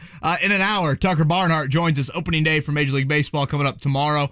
And in 30 minutes, it is Nijel Pack to talk about his run with Miami and obviously their matchup with UConn coming up on Saturday night. Until then, morning checkdown. The morning checkdown. On 93.5 and 107.5 The Fan. Yeah, a little load management looks like from the Pacers right now. Tyrese Halliburton going to miss another game tonight. The Bucks are in town, 6 to go for the Pacers as they are 33 and 43. 11.5-point underdogs, the Pacers in this matchup. Giannis is probable. Milwaukee does have a back-to-back tomorrow, so Chris Middleton is listed as questionable, so you could see some Bucks resting. They're 2.5 up right now on the 1 seed in the East. Again, the Pacers' number to be eliminated from the playoffs is 4. That's a combination of losses by them or Bulls victories. The Bulls have 7 to go. The Pacers have 6 to go. Bulls are off. Bulls are in it. Let me see where the Bulls are tonight because it's a pretty full slate of games tonight. Bulls are at home against the Lakers. Celtics, by the way, were not able to get up one of those games on Milwaukee last night because they lost to the Wizards 130 to 111. In that game, by the way, 3-game win streak snapped for Boston. Jason Tatum had 29. Jaylen Brown had 18 for the Celtics. That result's good for the Pacers. If you look at the tank standings right now, Indiana's they're 7th. They're just 1 game back of Portland and Orlando for 5th and 6th. Allow me to do a tankathon here, Kevin, since you mentioned it.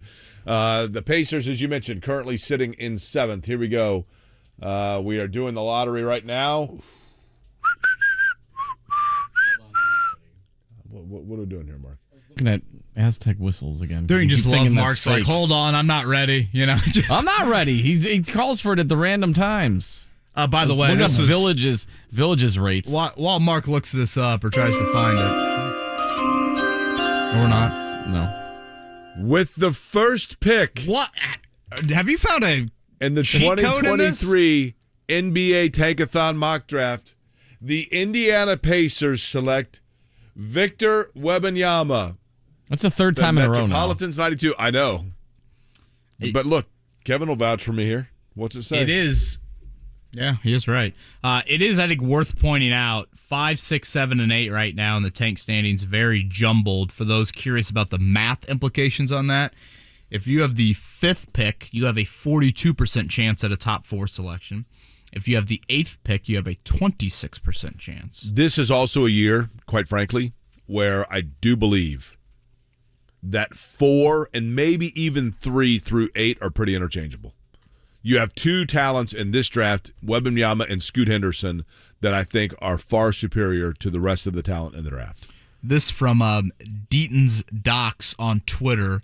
Lapel's gym is 3,051 people in terms of capacity. That ranks 141st in the state. So if you're going to put FAU's gym in the state of Indiana, 142nd, it would be at least 142nd because I assume there's some in between 2,900 and 3,051. That is tiny, teeny tiny. Nijel Pack going to join us, by the way, in 30 minutes. Do we have anything else on the Checkdown? Just going to mention Major League Baseball again coming up. Opening day is tomorrow. Cubs and Reds both at home to start their seasons. Indianapolis Indians, they've got the Storm Chasers of Omaha Friday, Saturday, and Sunday. Day game Saturday and Sunday. Indians are off to Louisville next week. So if you want to get some AAA action in Friday, Saturday, Sunday, for their home games on that front. And Zach Edey, named the National Basketball Coaches Association Player of the Year. Jake, no surprise on that front. By the way, Kevin, somebody just sent me a thing. They have a friend that lives in the Villages at the age of 52. There we go. I thought you'd be 55 plus to do that. 52. Also has one of the highest rates of STDs in the country. Hell yeah. Wait, the person or the Villages? Now I just want to clarify here. Educate and entertain here. Okay. I have a friend. This is a text that I just received. I think the 52-year-old's got to be one of the more coveted prospects lives in the Villages. He is our age, 52. It's the weirdest thing to me with him being so much younger. I thought I read a few years ago the Villages has one of the highest, the country's highest rates of STDs. Yowie wowie. Okay. What's the don't hate the game, hate the play? I mean, you just kind of got to give credit where credit's due. He's probably reeling it in. Imagine, that's the CJ Stroud. You see the young fellow that moved in here? He's 52. That's Anthony Richardson type athletic traits. Come on, go grab your best. He had us over the other night, and we were up to almost 9. You won't believe what year he was born. It's unbelievable. He talks about the 70s. Yeah.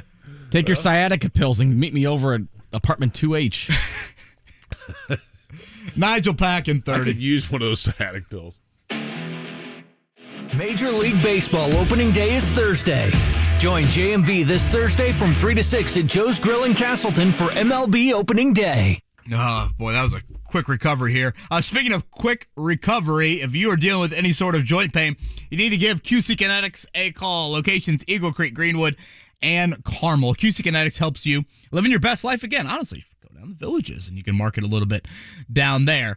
Any sort of joint pain, hip, back, shoulder, knee, QC Kinetics comes in, and it's regenerative medicine. So basically they're taking healing agents from your own body, put them directly into your aching joints to repair and restore that damaged tissue. It's all natural, no surgery, no drugs, no downtime. A free consultation awaits, 317-559-PAIN. In locations all over town, Eagle Creek, Greenwood, and Carmel. QC Kinetics, 317-559-PAIN. Texting enrolls you in a recurring automated marketing text messages. Consent not required to purchase. Message and data rates may apply. Nice run. It's great being back out on the mountain. You sort of disappeared for a while. Everything okay? Between you and me, it was lower testosterone. Lower T? Yeah. The doc told me once you hit 40, your body has less free testosterone, and that can make it harder to stay in shape. That's why I started taking Nugenix Total T. It's made a huge difference. Oh, I've seen that on TV. Is it for real? For sure. It's the #1 doctor-recommended testosterone booster. It boosts free and total testosterone levels to help you get back the drive and energy from your youth. My wife, my boss, my kids. Everyone has noticed a change in me. Do they still give out complimentary bottles for people to try for themselves? Yes, just send them a text. Guys, text HEFTY to 321-321 right now for your complimentary bottle of Nugenix Total T. Nugenix is the #1 selling testosterone brand at GNC and Walmart. Plus, text now and we'll include a bottle of Nugenix Thermo, our most powerful fat incinerator ever, to help you get back in shape fast, absolutely free. Text HEFTY to 321-321. That's HEFTY to 321-321. It has no beginning. Let's start something special right here, man. Let's go. And no end. Look, you got to get your team ready to play. It is a constant. Get a rhythm going. Through every season. Come back again. It is always Colts season. Free agency, the combine, the schedule, the draft, OTAs, minicamp, training camp, kickoff, the offseason. Questions Is a season to be answered for this Colts team. The best Colts coverage is on 93.5 and 107.5 The Fan.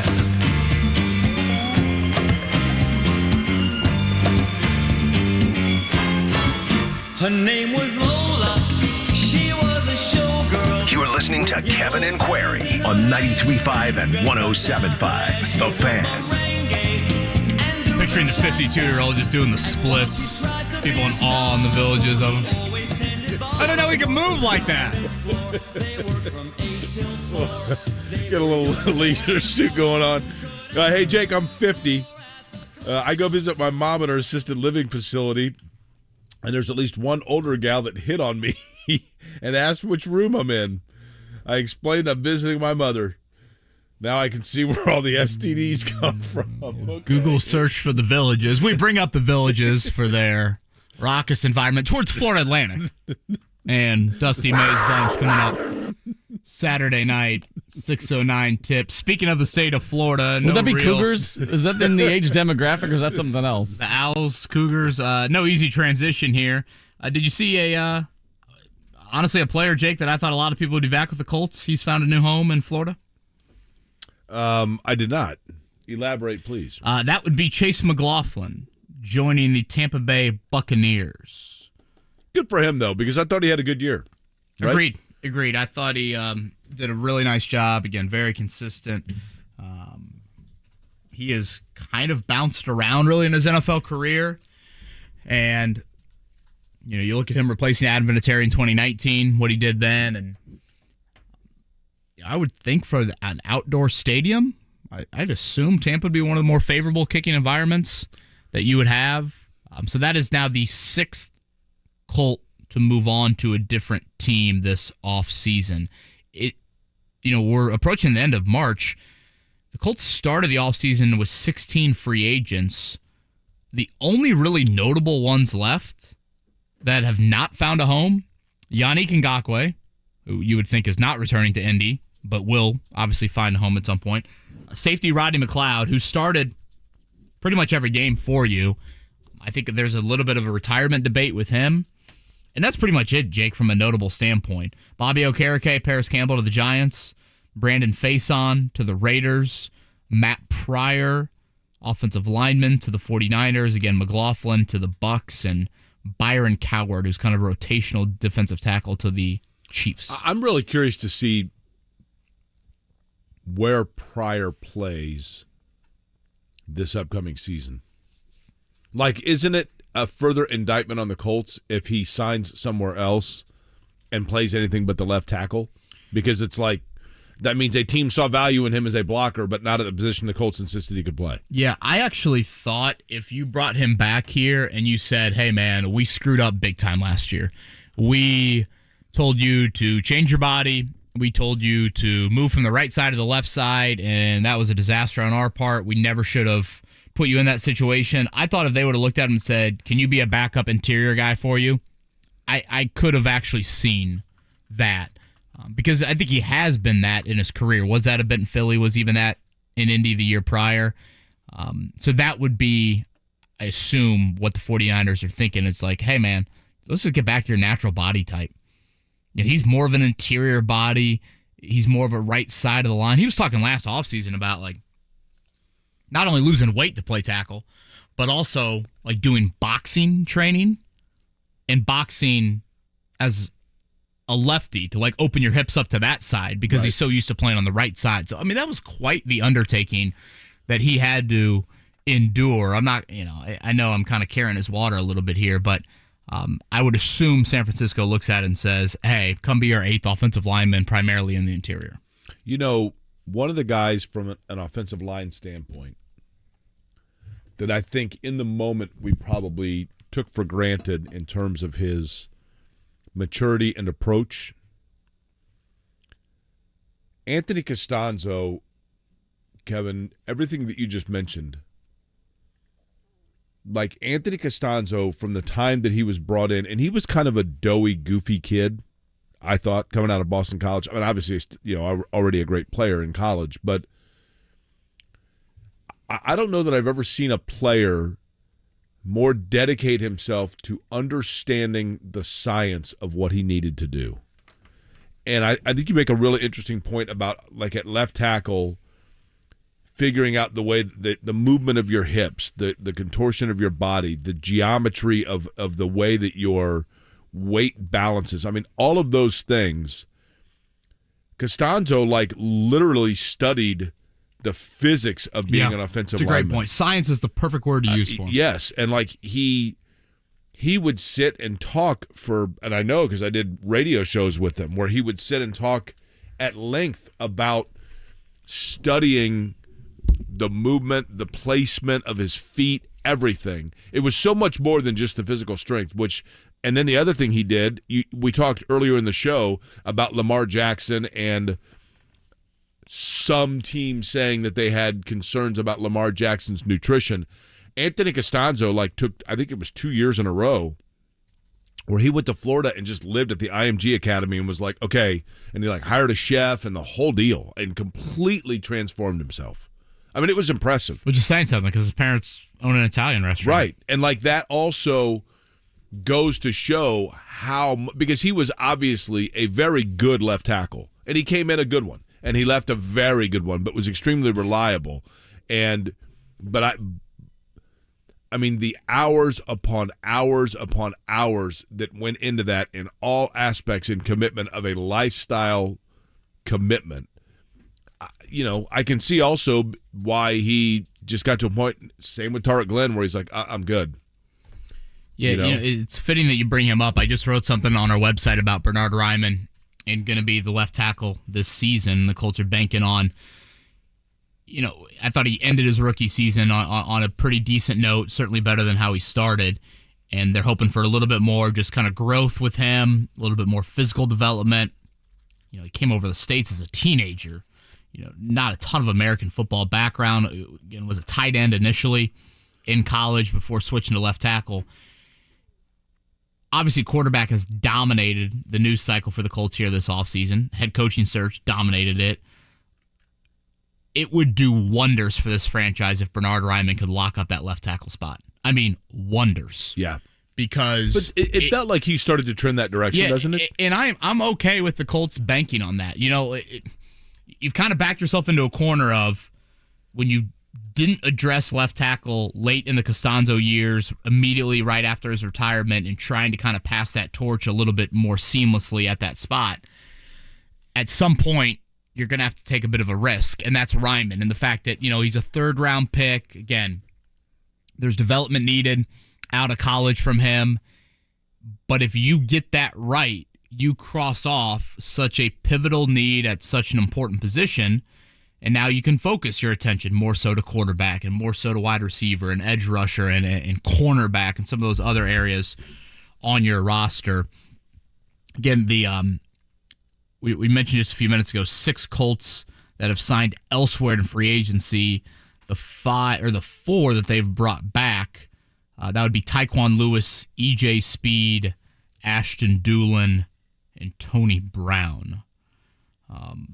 Don't think any of those are necessarily starters on that end, but E.J. Speed, not starter, Kevin, but the thing I like about E.J. Speed is, and maybe I'm giving him too much credit, I don't know, but it feels like E.J. Speed is kind of a versatile guy that you can maybe use to fill a couple of different positions should they arise. Does that make sense? Yeah, a great special teamer, and again, some insurance there on the Shaquille Leonard front, which is another unknown. E.J. Speed is like the Brendan King of the Colts, right?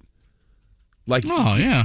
And I love Brendan King. That's what I mean. I think E.J. Speed seems like a nice fellow too. Like Brendan King, though, you can, he serves many different roles here within what we do at the radio. So, I mean, people who listen to the radio station know who Brendan King is. That's why I make the comparison. But he can fill in various different ways at different levels and do so, all of them completely. Does a great job in whichever way you put him, whether it's sports talk or whether it's Network Indiana or whether it's running whatever you need, he can do any of that. That's kind of what E.J. Speed to me. You think when Brendan King interviews for the Cubs job one day, he's going to say, people in my past have told me I'm the E.J. Speed. They're going to be like, who? Yeah. Tarleton State, is that not ringing a bell for you? Yeah, E.J. Speed. E.J. Speed, actually, when he interviews for his next free agency, he's going to say, I'm the Brendan King of the Colts. That's probably more likely, right? It is something to note. Chris Ballard's comments, Jim Irsay's comments from the owners' meeting, Ballard pretty much saying that for the foreseeable future, he looks at both Kenny Moore and Ryan Kelly as guys that will be Colts. If you don't make a big cornerback move the rest of the offseason, that would be Kenny Moore, of course, as one starter. And then when you get into those 3 corner sets, Isaiah Rodgers and Dallas Flowers. So you are banking on a lot of youth at that cornerback position. I'm a Dallas Flowers guy. The Pittsburgh State product, Dallas Flowers. Ryan Kelly and Kenny Moore, Jake, I would put them right behind Matt Ryan as most disappointing Colts from last season, considering the contract. And it is interesting that looks like Ryan Kelly, I mean, they're gonna go ahead and run that back again, right? Do you think that's smart, like thinking rookie quarterback, veteran center? Do you think that's any part of their thinking? Well, 2 ways to look at it. The first would be it certainly helps to have a veteran center that is a smart guy, which Ryan Kelly is, that can guide that. The other would be, if you're going to make a change at center, you might as well do it when you have a new quarterback as well, right? You know what I mean? Like, in other words,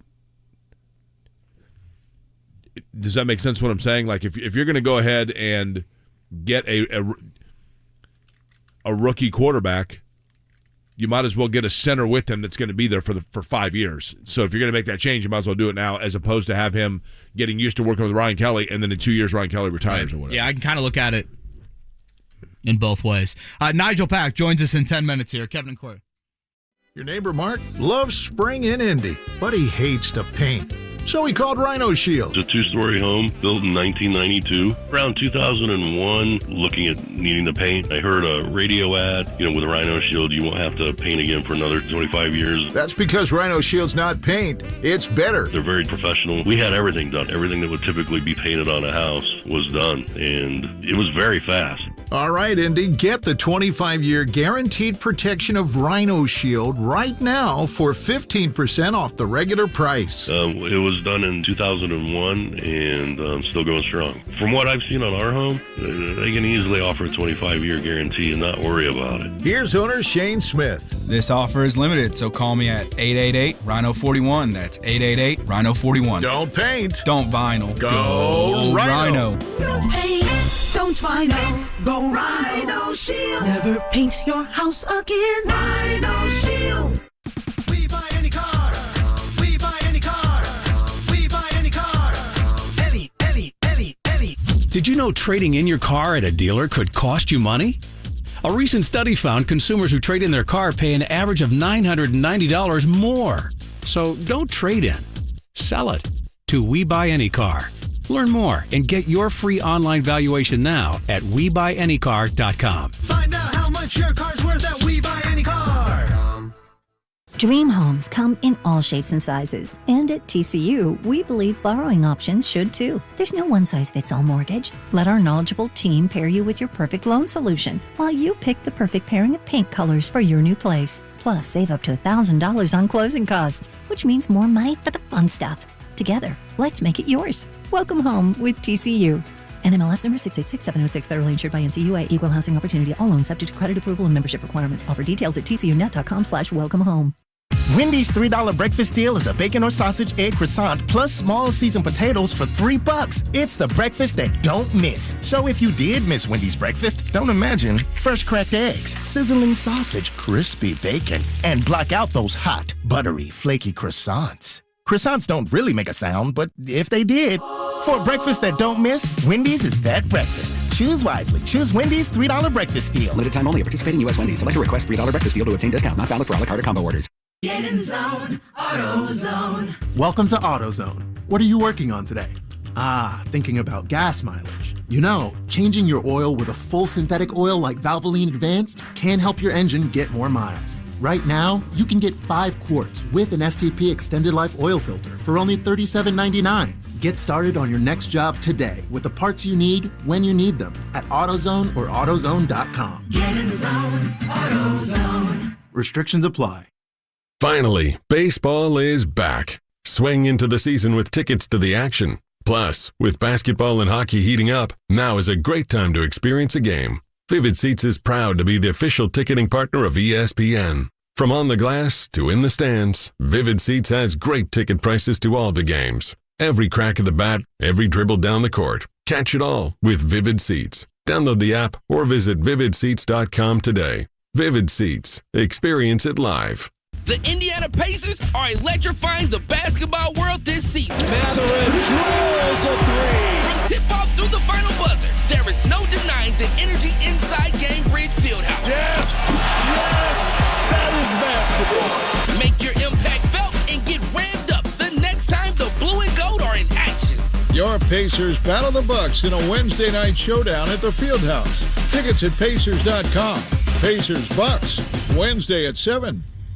Hey, it's JMV, and spring is here at Sundown Gardens in Westfield. And right now, Sundown Gardens has an early bird special, 20% off all fertilizer and container trees and shrubs. Sundown has 4-step and 6-step lawn care programs in stock. Now is a great time to start planning applications. Sundown has a second location coming later this spring, Miss M's Home and Garden by Sundown Gardens in Bargersville on State Road 135. For now, visit Sundown Gardens at 186th Street and Spring Mill Road. SundownGardens.com. The Astros host the White Sox in the Major League Baseball season opener tomorrow evening at 6:30 on 93.5 and 107.5 The Fan. Exactly what you're thinking. If you want my body and you think I'm sexy, come on, sugar, let me know. You're listening to Kevin and Query on 93.5 and 107.5 The Fan. It's got to be another Villages concert, right? Literally, we're on day 3 of Lollapalooza in the Villages right now. Just picturing Dusty Megan crowd surf. How beloved do you think Dusty May looks in the Villages? I mean, he doesn't look a day over 32 years old. I mean, I gotta be look at little Dusty up there. How many tracksuits do you think there are being worn in the Villages? Oh, it's all-time record. Is it gives the Sopranos a run great for its material money. for the golf cart? You know, I always kind of mocked that stuff growing up, and then I look at it now. This is how you know you're 50, and I'm like, man, that Sounds looks pretty good, right? Yeah, you know. Nijel Pack going to join us here in a few. I did see this from Kyle Nenrip, always kind of one of the fun events each year. The Hall of Fame Classic announced for next year. That'll be at Newcastle. Coming up December 30th. If you are a fan of the Purdue Boilermakers, might be one to circle on the calendar. The 11 a.m. game will be Kokomo and Crispus Attucks. That is Flory Badunga, of course, with Kokomo. I think Attucks got a young kid that's supposed to be a really highly ranked recruit. And then the second game, Brownstown Central. That is Jack Benter, Purdue commit, against Kanan Catchings and the Brownsburg Bulldogs. So a couple of Purdue prospects in that. Consolation game at 6, championship game to follow. So. You know, for a school the size that it is, like we were talking about Dusty May and the list of the article in the Indy Star that he's the only person listed as notable alumni in JMV, obviously went to the same high school at Eastern Green. Athletically speaking, it's pretty amazing what Brownsburg has turned out, right? Yeah, they're not messing around. Yeah, from an athletic program standpoint, they are not messing around at all. I called the with Brendan King, of course, the EJ Speed of that's right fill-ins. Brendan King and I did the Zionsville Brownsburg game this year, and boy, Brownsburg had some dudes, both sides of the ball. Did I see T.Y. Hilton's kids starting to get some offers? I would assume. Now, you said T.Y. Hilton's Florida Atlantic or Florida International? Florida International. Okay. I thought I saw he's definitely visiting places, and if I'm not mistaken, already starting to get a few offers. He'll be a junior. How big is he? He looked bigger than his dad, which I know is not really saying much. I mean, I know he's a good player. I want to say he was over 6 foot. I mean, his dad's, 5'9", 180 on a good day? Yeah, he's a good. I mean, he's a really good player, right? And has been really from the time that he started playing in high school. Zionsville product. That game turned in a hurry. Brownsburg dominated him. And T.Y. Hilton. Is he done? I was just going to ask you that. I mean, he got that late contract with the Cowboys. He actually made a couple good plays for them, right? Yeah, he did. Yeah, he'll be 34 coming up later this year, so be curious to see if, again, T.Y., he's not one of those receivers that likes to do a whole lot of, he's not Odell Beckham at the league meetings right now, walking around, meeting with teams, et cetera, et cetera. Granted, I know they're different ages, but T.Y. is on the diva wide receiver meter. He is on the other end of the spectrum when you think of, though, and I would think that would be attractive to some college coaches out there. Yeah, I was talking to a parent of a Zionsville player back in the fall, and they were saying, "Oh yeah, the T.Y. and Eugene's mom, they're great people, and the kid's great." So I would think that would be enticing from a college coach standpoint. All right, Tucker Barnhart at 9:30 as opening day for Major League Baseball gets underway tomorrow. Coming up next, Nijel Pack, the Lawrence Central product, the most outstanding player in the Midwest region. He's in the Final Four. He joins us next. Ride with JMV. He's Michael Rappaport. On your best day, if you ever wake up and think you look as good as me, you should slap yourself and go back to sleep. Let's just be damn straight. on your best day. I don't care if you got a good hair day, maybe you had a good day at the gym. On your best day, don't ever think you look as fantastic as me, Michael Rappaport. Are you kidding me? The Ride with JMV. Weekdays 3 till 6 on 93.5 and 107.5. The Fan. Hey, it's Dan Dockich here. You know, for years on my radio show, I asked people to help me out. I needed a treatment, aches and pains. I couldn't lose weight. Well, guess what? I found a solution. I did. Affinity Whole Health. All you've got to do is go to feelgreatindy.com and look into it for yourself. The testosterone program that I am on has been a godsend. I've missed no workouts in 6 months. No more aches and pains. And I have lost weight. FeelGreatIndy.com is the place to go. Get started just like I did. The college basketball season is heating up, which means it's time for the Wendy's Wooden Watch. You see, in 2002, I was honored to have received the John R. Wooden Player of the Year Award, which is presented to the country's most outstanding men's and women's player, who is also making progress towards earning a degree. This year, players like Drew Timme, Armando Bacot, Aaliyah Boston, and Caitlin Clark are vying for the trophy. So who will take it home? The 2023 John R. Wooden Men's and Women's Player of the Year is presented by Wendy's. Wendy's 2 for $6 lets you mix and match some of our best items, like Dave Single with a 10-piece crispy nugs, medium strawberry lemonade with a spicy chicken sandwich, spicy chicken with a Dave Single with a strawberry lemonade, if you're into that. Chicken Sam, crispy nugs, strawberry lemonade, Dave's, Nugs, Sam. Whew. Pick what you want at a price you want. Choose wisely. Choose Wendy's 2 for $6. For a limited time, price participation may vary at U.S. Wendy's. On the card only. Single item at regular price. We buy any car. We buy any car. We buy any car. Any. Trading in or selling your car, truck, or SUV?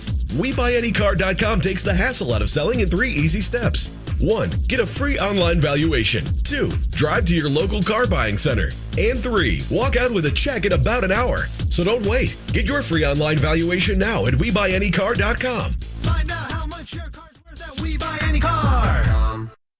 93.5 and 107.5. The Fan. WIBC HD2 W298BB, WIBC HD3 W228CX, Indianapolis. The Pacers welcome the Milwaukee Bucks to the Fieldhouse this evening at 6:30 on 93.5 and 107.5 The Fan.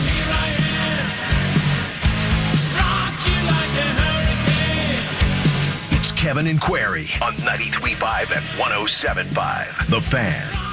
I can only imagine, Kevin, what the week probably is like for our next guest that we're going to talk to in a minute, Nijel Pack, just because can you imagine I think for a lot of guys, they'll tell you that by the time the game comes around, that's like the relief, right? Because of all the, admittedly, and I'm appreciative that he's, going to join us here, but I mean, everything from ticket requests to, family reaching out to media requests to, you forget, I mean, schoolwork as well. People can snicker all they want, but I mean, it's the reality also. There's a lot going on, right? Miami's had such a wild run when you think about it, Jake. I mean, they were down 8 to Drake with about 5 minutes to go in the opening round. I mean, you're staring an upset right in the face. Then for Nijel Pack, I'm sure there was a lot of emotions in playing Indiana on that Sunday night in round 2. Then they beat the number 1 seed in Houston. You get to the Elite 8, and you're down 13 to Texas. I mean, probably midway point of the second half, right around there. And you come back and you win that one. They haven't had the breaks in the bracket like certainly Florida Atlantic and a little bit of UConn have had. I mean, it's been consistent from a seed standpoint that Miami's had to go through, and it's been a crazy impressive run. And I mean, Nijel Pack, most outstanding player of the Midwest region. Think about everything he went through in the offseason, Jake, and obviously financially extremely well compensated. But there was a lot of chat in the offseason, Jake, about that kid's getting that money. I know. He's not even that good. He put an expectation on himself, right? And you put a target on your back like that, you go down there, it's a much different looking team, it's a much different looking conference. They win the ACC. They obviously are one of the final 4 teams standing, and him individually to be the most outstanding player, hell of a year for Nijel Pack. Yeah, I mean, Miami in general, just a buddy of mine said it best. He said, look, I knew when Indiana played Miami that they were really good. I didn't realize they're Final Four good. But the other thing about them is they're just very composed, right? I mean, they're very poised. When they were down to Texas, there was a point in that game with Texas, like, it's over. Like, put the Longhorns in the Final Four, and then all of a sudden it's like, whoa, wait a minute, what happened? Here they come. And pardon the pun, but they weathered the storm, and here they are, Final Four. Hopefully, I guess Mark just relayed this message. He's been talking with the Miami SID. Unfortunately, it looks like Nijel a little bit under the weather here on this Wednesday morning. So he will not be joining us, Mark? No, they said he has to cancel all interviews today. He's got a sore throat and has to go see the athletic trainer before practice. Very sorry. That's a bummer. I'm looking forward to that conversation with Nijel Pack. Jake, I don't pretend to have any super close... Like I said, I mean, honestly, I totally get it, because the amount of things that you would have to do, I could see even at that age and and I know people are going to be like, you're in the best shape of your life, you're an athlete. I get it, but I'm telling you, you got to be running rampant. I see where it wears you down. He was on with, I think Jimmy Cook and Dane Fife last week. I forget exactly who the noon to 3 show was. Seems like a pretty good kid, based off just post-game interview stuff that I've heard, and enjoyed the interview with him. So hopefully we can get him on at some point, or if Miami wins it all, maybe we can get him on next week. My sister Juge taught at Lawrence Central for years.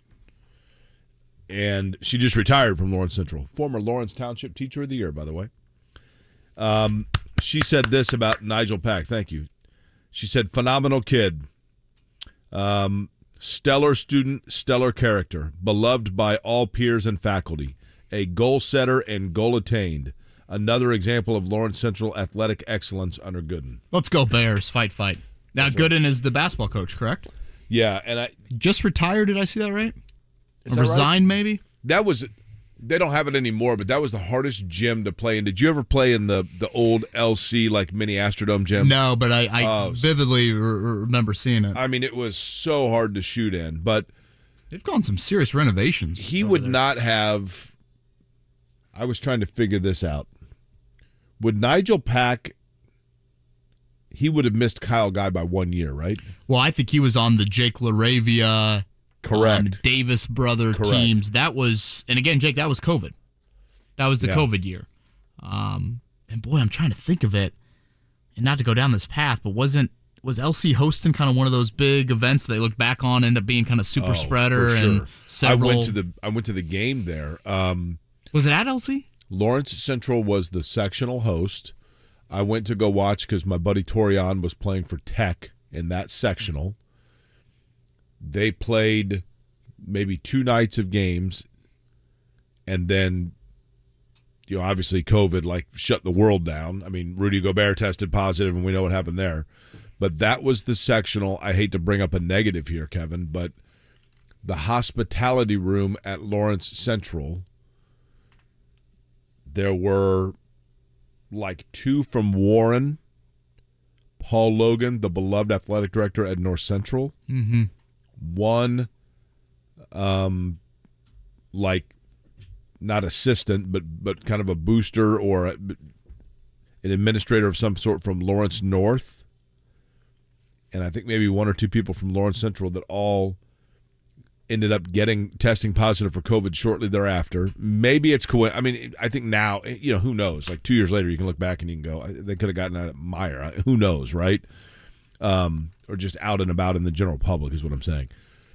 But, there were 3 or 4 that, Paul Logan being one of them, the gentleman from Lawrence North being one of them, that unfortunately, did not survive. And yes, in the initial time period, it was, that room was a super spreader. I think we now know who knows, but it certainly seemed pretty coincidental. Yeah, and again, Nijel Pack was at LC on those teams. Obviously, Jake LaRavia was first rounder, right, last year? Yes. And I want to say the Davis brothers are now at Seton Hall, maybe? Wasn't there one that went to Louisville out of there? Yeah, and I think they transferred Out to of Seton LC? Hall. I could be wrong on that. But yeah, they had lost to LN. LN was kind of the one team that was the thorn in their side throughout. I want to say LN might have been the only team that even beat them that year. We had Kyle Mednrip on last week to talk state finals, and I asked him about Nijel Pack, and I'm pretty sure Kyle said that LC team was 22-3, and LN was the only team that beat them all year long, which obviously the rivalry impact there. So Nijel Pack, John L. Davis. Am I missing anybody else from a player standpoint? Indiana connections in the Final Four? In the Final Four, gosh, I don't think so. There wouldn't be any for Connecticut or San Diego State, right? Yeah, I don't think anybody else on that end. We mentioned this a little bit yesterday, and I think it's grown in kind of the rarity of this Final Four. Saw someone mention no McDonald's All-Americans on any of these 4 teams. No AP All-Americans on any of these 4 teams. And again, the All-American team has a first, second, and third team, so 15 players on it. And if you look at mock drafts, maybe Jordan Hawkins from UConn, who I think will end up going in round 1. But think about that combination, Jake. High school, college, pro. When you're evaluating talent at those 3 levels, things can get skewy. Players don't necessarily pan out. But it is kind of a wide range group. McDonald's All-Americans don't necessarily become college basketball All-Americans, don't necessarily turn into first-round picks. There's all types of sizes and shapes and backgrounds of players that become All-Americans, that don't play in the NBA, that become first-round picks, etc. So in that kind of wide-ranging group, this Final Four's got none of it pretty much.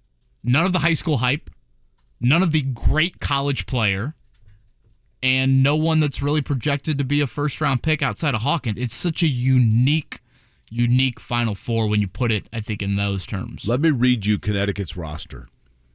Okay? This is probably right now, I mean, obviously the favorite to win the national championship at this point. They weren't all year, but at this point. Yeah. Final Four participant Connecticut. Let me read you their roster. Okay? Not the names, but just, okay. IMG Academy. Brooklyn, New York, McDuffie School. Okay. East Catholic High School in Glastonbury, Connecticut. Mali, I hope I'm saying that correctly. The country of Mali. That's Sonogo, right? The big guy? Correct. Gaithersburg, Maryland, DeMatha, which has obviously been a power. Israel, another player from Israel. Another player from Connecticut. Another player from Greece. Another player from Togo. Another player from Connecticut that went to prep school. And then another player from New York that went to Monteverde Academy, prep school. Basketball academy, essentially, and last player from New York that went to a prep school. I mean, that's from all over. You got like 2 kids from Connecticut, 3 internationally, 3 or 4 from the basketball prep schools and academies. I mean, that's college basketball in 2023 right there. The other thing I was curious about, Jake, in regards to the Final Four, obviously in Nijel Pack's case, we see it because from a transfer portal standpoint, you know, it's been pretty well documented. I think when Indiana played them in the second round, you started to look at, oh, wow, you know, the big kid, Omer, came from Arkansas State, I believe. Jordan Miller's had a really good tournament for Miami, came from George Mason. If you look at UConn and FAU, Miami has, you know, some of their top players are transfers. San Diego State, kind of similar. UConn and FAU, though, are a bit different. UConn has some transfers, but really only like one in their top 5 or 6 guys. So they are kind of an organically built team. There are definitely transfers on their roster that play, but not as meaningful minutes as San Diego State and Miami. And FAU, the big kid from Texas Tech, and that's really it from a transfer standpoint. So it's kind of a mixed bag of, I think we're so quick to say, oh, yeah, you know, transfer portal, that's the only reason why we're having these 4 teams. I did miss. You're right. They have a transfer from East Carolina, a transfer from San Diego, a transfer from Virginia Tech, and a transfer for Texas A&M. So they have them, but Understood, not as but they're not their key part. Yeah, right. I mean, some of them definitely play, but not their necessarily frontline guys. The other thing about UConn, Jake, throughout this tournament, they have been just incredible in the second halves of games this tournament. You know, they were kind of back and forth with Iona, Rick Pitino and Iona in round 1. They've outscored their opponents in the second halves by 24, 14, 6. That was Arkansas when they had a 25-point halftime lead. And then 21 against Gonzaga. I mean, that Gonzaga game was pretty competitive for, you know, long stretches of the first half there. So UConn has just found a different gear in the second half. Speaking of crazy, along with Kim Mulkey, that Hurley's pretty crazy too. On the sidelines? I mean, the Hurley family, basketball royalty, right? Their dad was a legendary high school coach. Obviously, you know, Bobby Hurley. Is Bobby Hurley going to stay forever at Arizona State? Is he still there? Yeah. God, I swear he's been there since Jake Plummer was there. And he's like, it's always like, oh, next year they're going to be really good. And then they start out 11-0 and everybody gets excited. And then by the middle of March, they're 13-10. Now, I hate to get ahead of ourselves, but I do think it's a conversation worth asking. If FAU were to beat San Diego State and then you were to have Miami upset UConn, can you imagine the push and pull in the split rooms in the Villages with FAU against Jim Larinaga on Monday night for it all? Probably very similar to that when they're trying to determine whether to have one of the remaining Gibb brothers or Barry Manilow for their New Year's Eve celebration. I could see a lot of demonstrative humans in there. A lot of hooting and hollering there. We'll see if that is a house divided. Now, up on the Monday Villages, night. somebody told me, is in Ocala, which is actually like 4 hours from Florida Atlantic, right? Is it really that far? I don't know. Let's see here. Mark, can you look this up? You know what we do on this program, don't you, Mark? We educate and entertain. That's right. So we're not doing the latter this morning, but can we at least educate people on where exactly the Villages are? Sure. Let me pull it up. You give me the name, and I'll type it in here, and we'll see how far it is from Boca Raton. Been to Boca for an NFL owners meeting. It is. It's nice. Talk about right? nice. Yeah. Location. I mean, Well, just as Florida, that doesn't help me at all. Come on. 20 miles south of Ocala. Okay, so Ocala. 45 miles northwest of Orlando. Oh, it is. It is far away. Well, we might need to bus them down to Boca for the game. 4 hours and 25 minutes. You know how many episodes of Matlock you can watch in that amount of time? 262 miles. Not to mention, You kind of forget Florida's a big state. Not to mention the bus is going 40 miles an hour. So we would need Central Florida maybe to get on a run. Aren't they in Orlando? Disregard everything we've said in the last hour about the villages. What percent of the people in the villages know what the heck? They're like, 40 hey, it's miles, Florida. 40 miles an hour, they might be yelling, "Slow down, sir, you're going too quick." That's right. There might be a couple Bucky stops in there as well, right? Oh, yeah, if I'm driving the bus, there absolutely will be. Jake, Tamar Bates takes his next left-handed shot for which college basketball program? Boy. That's a really good question. He's an IMG kid, if I'm not mistaken. So is Zach Edey. Wichita State. He's from Kansas, right? Yeah, he's from Kansas City, Kansas, which for those that don't know, Kansas City's a fascinating city because when I was there a couple of weeks ago, so we go to my buddy's house, Corey, who lived in Kansas City, Kansas, and we went to dinner in Kansas City, Missouri, which was 5 minutes away. It literally would be in Indianapolis. Like if, if Spring Mill was the state line, Spring Mill Road. I mean, it's just you don't even realize you're crossing from one state to the next. Pretty abrupt.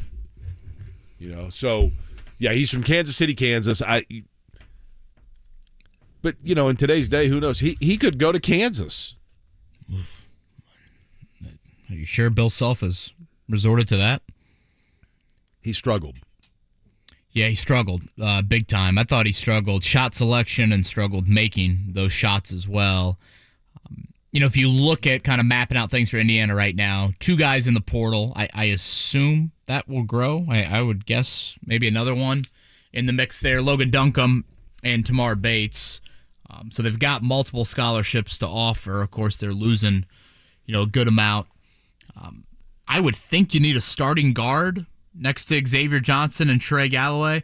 And, we should probably have Zach Osterman on at some point to discuss this. Is it kind of a foregone conclusion that Xavier Johnson's 100% going to get that medical waiver? You would think.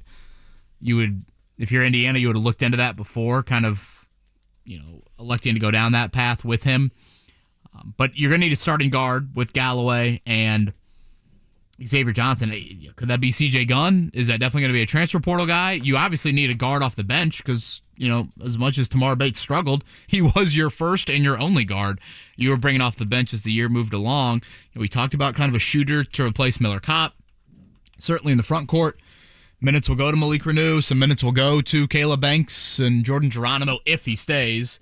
But you're going to need a transfer there. I mean, you're going to see... Like Miami has 3 notable transfers playing big-time minutes. Indiana, you're going to need probably 3, if not 4. Boy, to use the Dane Fife term, banking on 4 guys to come in and impact like that. If I'm not mistaken, Miami had some of those guys have been there for a couple years. So this kid at Towson State, are you familiar with Nick Timberlake? I've seen that name mentioned. Familiar with his cousin Justin. Times with Indiana. Right. Nick Timberlake, 6'4", played at Towson State. This is what always kind of like befuddles me. He's an 18-point-per-game scorer at Towson State. That's nothing wrong with that. But so far he has visited Indiana, North Carolina, and Rick Pitino with St. John's. I mean, so he's like this coveted player. Don't get me wrong. You'll take any guy that averages 18 a game. I get it. But you're averaging 18 a game for Towson State. Like, is that really a guy that's going to put Indiana over the top? Well, that's the question, Jake. Is he the next Parker Stewart or is he the next one of these guys for Nijel Pack, right? Miami? Yeah. Well, Pack is transferring, from Kansas State, obviously. a Big 12 program. But you look at Jordan Miller from Miami, from George Mason. You look at Omer, their big guy from Arkansas State. I mean, those are more of the transfer up. Jordan Miller had been at Miami for a couple seasons. Omer, this is his first year. So, again, it's kind of the step up in competition from, how are these guys going to be able to handle it? Because, I think Indiana and Purdue would say the same thing, even though Purdue hasn't had the quantity of it. If you look at the transfers Purdue and Indiana have taken over the last couple of seasons, it's been a very mixed bag of results. Right. Very mixed bag. And I would think Miller Kopp would tell you, Jake, year one was a bit of a struggle, and then he settled in. Well, if you're Indiana, you need year one help right away. I think Miller Kopp, the thing that he did really well, there were two things that Miller Kopp did that I think were underappreciated and overlooked. One of them is he did do a really good job at times. He had a very good sense, I thought, of sometimes it was to a fault. Sometimes he was not quick enough on the trigger of shooting the ball, quite frankly, and he would rotate it when he probably should have taken open shots. But I thought he did a really good job at times of hitting timely shots for them. But also he just was an important presence. I think that Miller Kopp's shooting ability, the great testament to that was the fact, Kevin, that even in games when he didn't shoot the ball enough or a lot to the frustration of fans, he was keeping defenses honest, which was he will be things missed. up. Correct. There's not just this ready-made shooter that has that respect on the scouting report like Miller Kopp did. I'm trying to think Dusty May related because I know it's a topic we were talking about earlier in the week, Jake. It looks like he comes back, right? Yeah. Penn State. I would think because Penn State's the only thing really. Mike Rhodes from VCU is the rumored name there. FAU to VCU would not be smart. Probably lateral, right? Has Texas Tech filled yet? No. I would like to think Dusty May could do a little better than that, right? I would agree. And don't they bring back, theoretically, the a good problem amount is, of that? here's the problem Dusty May is going to run into, okay? It's going to be a challenge for Dusty May in timing because your brand is never hotter than right now, your marketability. Now, can you imagine if they come back and do another run? Yeah, if they Butler then it. Suddenly he's Chris Beard or he's Brad Stevens, right? Or if in the next 2 years they go 500, then he's Paul Hewitt. And it's like, okay, then he's John Brady at LSU. And you go, okay, well, he had 1 year where everything fell into place. I mean, I think he's a good coach, obviously, to your point, based on the fact that he's coaching a program that started 30 years ago. Jake, I asked you earlier, would you take UConn or the field here in the tournament? I'll throw another similar one at you. The next Indiana University basketball coach, you can have the field or you can have a pool of Brad Stevens, Michael Lewis, and Dusty May. You taking the field or you taking that trio to replace Mike Woodson in the year 2028? I would take that trio because, and when I say this, I am fully bracing myself to be mocked till the cows come home. But I still believe that the first pursuit they will make is Brad Stevens. I don't know at this point. I think that ship probably has sailed. But Brad's still pretty young, relatively speaking, in coaching standards. You just started a Peegs message board topic. Local radio says Brad Stevens will have interest in IU job after Woodson. That latter part is the question. Indiana would absolutely have interest in Brad Stevens. And Indiana, when Indiana hired Archie Miller was essentially the only phone call they made aside from sending out all of the dogs to find out exactly where Brad Stevens stood on it. And it was not until that they pursued Archie Miller, and that was the only person they went after. Yes, they will absolutely inquire about it.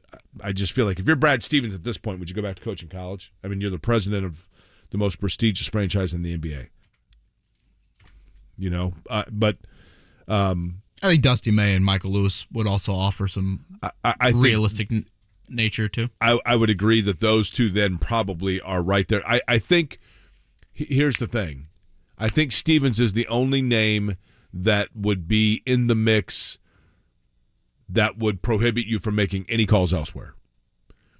Lewis and Dusty May would both be. Would they need to go somewhere else? Would they need to get above Ball State, above Florida Atlantic? That's the one. Yeah, I think that's certainly worth exploring. To me, Indiana's job, the Indiana job to me, Kevin, is interesting because when Indiana first had to, and I get it. I mean, immediately following Bob Knight would be almost impossible. And Mike Davis took them to the final game, so you had to give Mike Davis that opportunity. I get it. But I thought they stayed with Davis probably a little too long, and I like him as a man, and I think Indiana University is forever indebted to what Mike Davis did for them in fulfilling that role. But I think they probably went a little too long with it. And then trying to find somebody, I think Indiana undersold themselves because everybody was so hell-bent on, like, it's got to be an Indiana guy, and it's going to be all for da-da-da, and they end up going with Kelvin Sampson, who was the worst hire in the history of hires. And then they go back to square one again, and they go with Tom Crean, who I just felt like I never understood why Indiana just didn't say, who is the best college basketball coach right now that we could get? John Calipari, who wants the job? Okay, let's go. Like Rick Pitino, who would have been Tom Izzo, who absolutely 1,000%, as sure as the day is long, I'm here to tell you, Tom Izzo had interest in the Indiana job. No phone call. Why? I've never understood that. And now my fear is that Indiana has perception of itself that is now greater than it really is. If Indiana tomorrow, and Mike Woodson has done a fine job, but just because of his age, we're looking at, okay, when is that job going to be available? If it's 3 years from now, 2 years from now, whatever it may be, if Indiana's in the same situation they are right now, 22-10, a 5 or 6 seed, game or two in the NCAA tournament, that's it. Does Indiana do they now have the ability to put a full-page ad in Sporting News and say, inquire within, and get calls from all over the country? I don't know the answer to that. Tucker Barnhart in 5 minutes. Let's do a quick morning checkdown. The Morning Checkdown. On 93.5 and 107.5 The Fan. 6 to go for the Indiana Pacers tonight. It looks like Giannis will take the floor inside of Gainbridge Fieldhouse. He is listed as probable. On the flip side of that, the Pacers continue to be uber cautious / tanking / load management. Tyrese Halliburton, he is out tonight. Miles Turner is questionable. The Bucks are favored by 11.5 on the road. Again, the Pacers' magic number to officially being eliminated from the playoffs is 4. It's a combination of losses on their end and wins by the Bulls. The Bulls have 7 to go. For those curious, the Pacers have a much more difficult schedule on paper than the Bulls the rest of the way. But right now, 7th in the tank standings for Indiana with 6 to go. No. Mark. Had it muted. I apologize. Did you mention the scores from last night, Kevin? I did not, no. Okay, thanks. I wasn't paying attention. Washington over the Celtics last night, 130-111. It was Atlanta over Cleveland, Toronto, Memphis, Charlotte, and Golden State all got wins last night as well. Leading scorer last night in the NBA was Jason Tatum. Mark? Jaylen Brown. Donovan Mitchell with 44 for the Cavaliers. In a losing effort, by the way. Hawks won by 2. I say we just hit the break. Tucker Barnhart. Is the swoosh button stuck? No, it's Tucker not. Barnhart will save us. Coming up next. Do you need air conditioning service and need to find a local well-trained expert you can trust, like Family Heating and Air Conditioning? Find that American Standard Air dealer at IndyHomeComfort.com. Guys, solve your ED today with an intimacy guarantee, only at the Indianapolis Men's Clinic. If you don't perform, you don't pay. Call the Indianapolis Men's Clinic at 999-9000, 999-9000. Hey there, Jake Query for the Good Feet Store of Indiana. Good Feet Store has 2 locations. One is in Greenwood, the other Clearwater, 82nd and Dean. I love the Good Feet Store. Their arch support inserts have been great for me because I've had a lot of foot pain, plantar fasciitis, and other such. I have a huge arch in my foot, by the way. Probably more information than you need to know, but like a bus can drive underneath it. And because of that, it means that my foot actually kind of slams. It doesn't properly roll. That's where the arch supports come into play. They allow me to be balanced, to let my foot move in the proper movement, and that has alleviated the foot pain that has plagued me for a very long time. Very simple process with no hassle, no obligation, and no appointment. Walk in, stand on an imprint pad, get an imprint of your foot, and then you get the arch supports that are designed to the contours of your foot. An all-American-made product with a lifetime warranty, a super friendly staff that is there, eager, and willing to help you become either pain-free or preventative about not ever having to deal with pain in the future. Good Feet Store of Indiana. Check them out online, goodfeetindy.com. It's starting to get warmer outside, and you know what that means? Just one thing. Pothole season. Jake Query here. You know, dodging potholes left and right is not any fun at all, especially if you end up hitting one and getting a flat tire, which is one of the reasons why I'm a AAA member. Flat tires, dead battery, running out of gas, locking your keys in your car, whatever the issue may be, AAA is there for you 24/7, 365 days a year. And if you need new tires, which I did, let me tell you about AAA's new mobile tire service, My Pit Crew. With AAA's My Pit Crew, they bring the tire shop to you. I just had the My Pit Crew team out to put tires on my car, and it was so easy, I didn't even have to leave the house. Plus, as a AAA member, I got a discount on my Pit Crew tire installation. Visit AAA.com/MyPitCrew to pick out tires and schedule your installation. Then relax and let them come to you. The benefits of being a AAA member keep coming, so do yourself a favor. Join AAA today. To get your AAA membership, visit AAA.com, call 844-GO-AAA-GO, or stop by your local AAA office. Indianapolis is under attack, at war with rampant crime, drugs, and homelessness. But Mayor Hogsett is unwilling to join the fight. In fact, under Mayor Hogsett, Indianapolis now has a murder rate higher than Chicago. Do you feel safe knowing that? But Jefferson Shreve is ready to take back Indianapolis. Jefferson Shreve will put more cops on the street and give them the support they need. We don't have to live like this. Jefferson Shreve is ready to rebuild, restore, and reimagine Indianapolis. He's a winner in business, so he knows how to lead a team to turn things around. No more empty talk. It's time for action. Because another term for Mayor Hogsett is another 4 years of the same problems, only worse. This may send Hogsett a message. Vote for Jefferson Shreve for a change. Paid for by Shreve for Mayor. The Ride with JMV. Dusty Mays, the head coach of Florida Atlantic. Did you think that this ultimately was a reachable goal for you and this group? Never thought about this. I'm so impressed with our guys, how they just showed up and not been fazed by the pressure or the spotlight or the expectations. They love to compete and lay it on the line and trust that that's going to be enough. And as our record shows, it usually is. The Ride with JMV. Weekdays 3 to 6 on 93.5 and 107.5. The Fan. Baseball season's underway. Well, you better get ready for a brand new day. Hey, Chicago, what do you say? The Cubs are gonna win today. They're singing, Go Cubs, go! Go Cubs, go! It's Kevin and Query on 93.5 and 107.5. The Fan. Halfway through the 9 o'clock hour, Jake Query along with Kevin Bowen, Mark Dykton here as well. Our next guest who joins us on the Payless Liquors Hotline is set to begin, I believe, his 10th season in Major League Baseball. It will be his first with the organization that we just heard, the Chicago Cubs, as he continues his tour of Midwest franchises. Starting with the Reds, of course, then the Detroit Tigers, and now with the Cubs. Tucker Barnhart joins us, who I would assume has been spending the vast majority of his morning figuring out how to transport his car from Arizona to Chicago. Tucker, I asked this question earlier, so I want total transparency here. Thanks for joining us. Would you say that more guys right now are like super eager and ready to go after the offseason, or is there a kind of a feeling of like the first day of school of like, oh man, this is a long haul in front of us?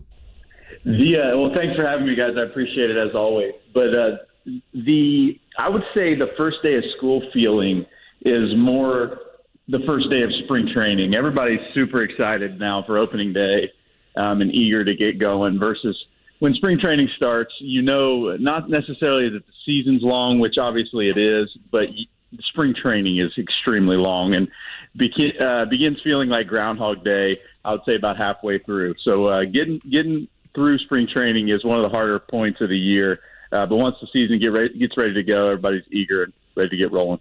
All right, Tucker, you just went through a full spring training. The rule changes obviously dominated so many of the storylines, pitch count, shifting, this and that. What do you like? What do you not like from what you just experienced? I'll be honest, man, I like all of them. I'm shocked to say that I like the pitch clock, but we played an exhibition game right before the WBC against Team Canada without a pitch.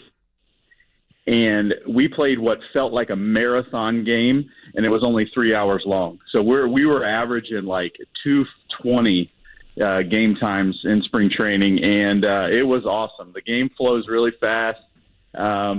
It's a little bit of an adjustment, and if you talk to me here in about a week and a half or so, I might change my mind because these games obviously mean a lot more than spring training games starting on Thursday. So I could change my tune. However, I think as long as the umpires continue to have a good amount of feel in terms of if a guy fouls the ball off his foot and needs an extra second, they don't start the clock on you right away. As long as things like that kind of keep going like they did it in spring training, I think there'll be no issues. The shift I'm a big fan of. Being able to roll over a ground ball through the right side in between the second baseman and the first baseman again for a hit is huge. So I'm super excited about him. Spoken like a true lefty there. Okay, when you say adjustment, I was curious this.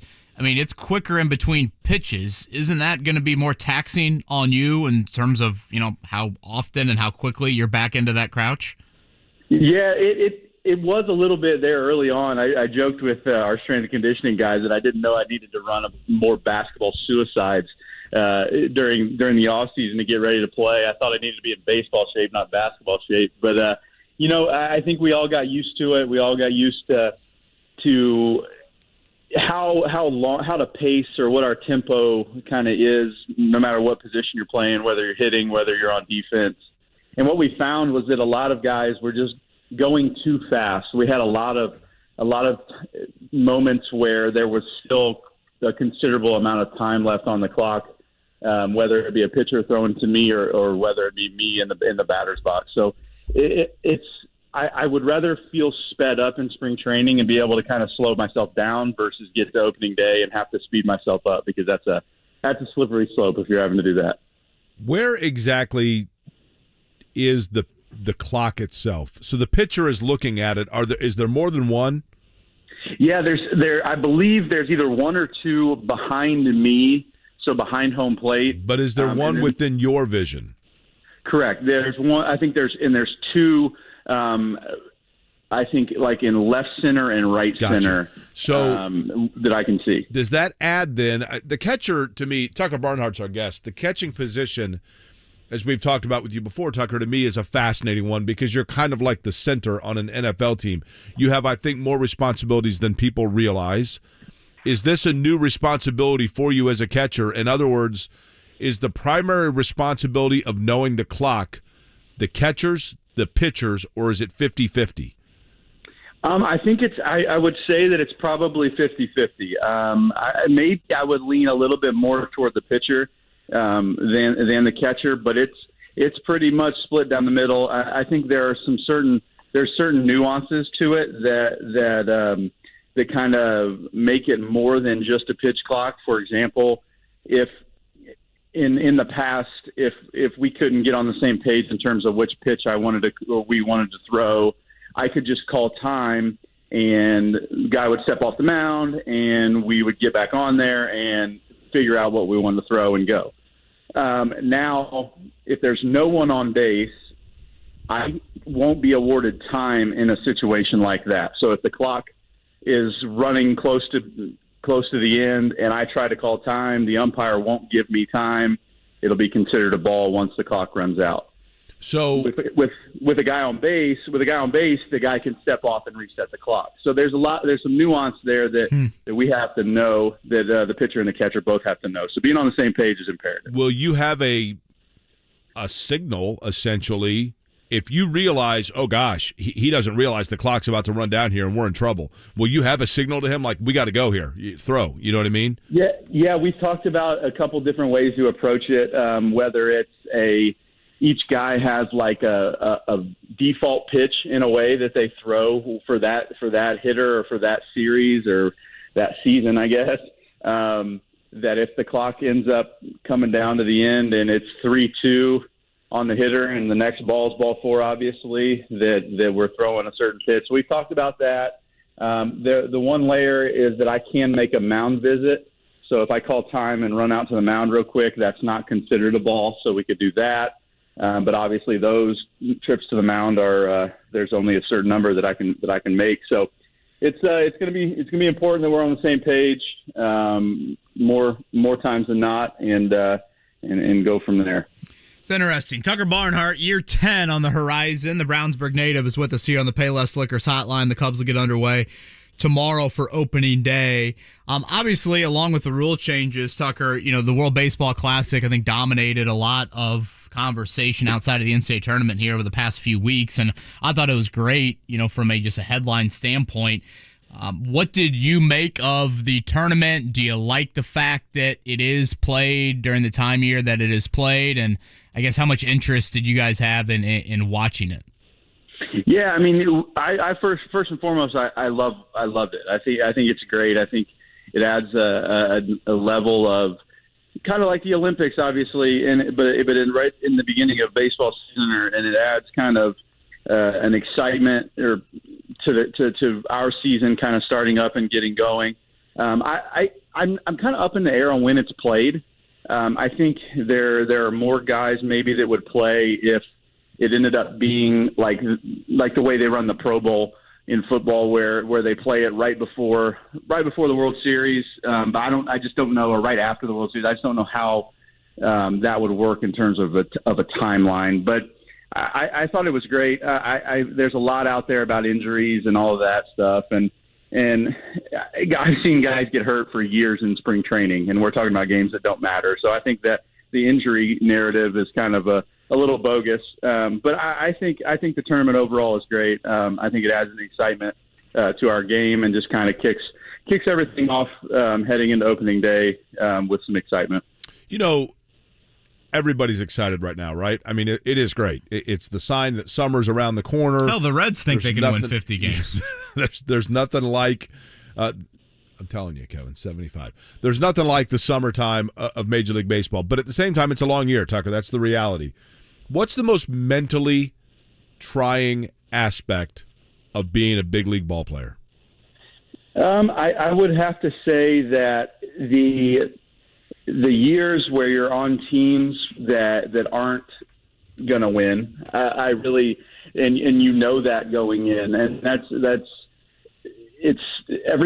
I would be naive to say, or guys would be naive to say that if you're in a certain clubhouses or in certain organizations at certain points of your career that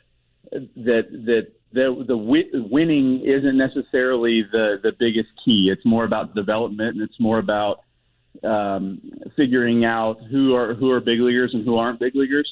And so if you're in a position where you've been around for a little while, or you're a veteran in a clubhouse, and going into spring training, that we're just here to play the year out, and hopefully we can get better, and eyes on the next year and then the year after that. And so going into a year where the expectations aren't that of trying to make the playoffs, and then getting into the middle of the year, getting into August or July sometimes. I've been on teams where we've been out of it in June, and when that there's the only reason you're playing is, one, because you have a contract and you have a job, which is phenomenal, but also it's for selfish reasons, and those years aren't fun just because it seems very selfish and it's not the most fun to be around. I've always wondered this, and I don't think I've ever asked you this before, Tucker, but like when Kevin and I were just talking about the fact, the Indianapolis Indians games are super fun, right? I mean, people love to go and watch them. Of course, that's the top farm club for the Pittsburgh Pirates. When you go to an Indians game at the AAA level, are you watching guys that are closer in margin to being big league players or being AA players? Oh man, that's a really good question. I would say that it's more of the former than the latter. I think that the way that organizations view younger players now is that they push them through faster and faster. I think the game is continuously getting younger, and I think that is when you go and you do see a guy at AAA, I would be willing to bet more times than not that he's on the cusp of the big leagues versus being sent down to AA. I think that they keep guys in certain spots to keep spots open in the event that they need to send a guy down from the big league level to AAA to get at bats, or a prospect or whatnot to be at the AAA level and be. I mean, most of the time, logistically, that level is the close to the big league cities that you're going to get, and so for a guy to be able to get to the big league city quick. So I would say that it's more big league players that are in AAA versus AA players for sure. Tucker, I'm not sure if you were listening earlier, but I mentioned that, a week from tomorrow is the start of the Masters, and if Tiger Woods is able to don the green jacket, I will wear a Tiger Speedo on the show here coming up a week from Monday. Mark Dykton very accurately pointed out that's more of a waste management attire than maybe something post-Masters. If I'm not mistaken, last time we chatted, you were about to head to the Waste Management Open. Did you get a chance to get out there? And if so, how was that experience? Yeah, man, I went out to Super Bowl Sunday. So Sunday of the Waste Management, went out there with a couple buddies and enjoyed our time out there. We hadn't really started games yet, so it was a laid-back day on Monday. So we enjoyed ourselves a little bit on 16. Spent probably too many calories with some Coors Light. Sure. There. Did you throw any out on the green? No, I didn't. I didn't. I respected the game. I didn't want to test your arm too much. Okay. Exactly. I wasn't built up yet. It wasn't close to the season yet. Let me tell you, Kevin, you took your shirt off, right? Yeah. For a show not too long ago, and then I'm thinking about you in a Speedo, and I can just tell you that waste management has not necessarily been a strong suit of yours over the last year or two. Beg to differ. If we could, if we want to go into bowel movements, we could get a little deeper into maybe this topic. There we go. Tucker, before we let you go, obviously opening day, I'm sure top of mind.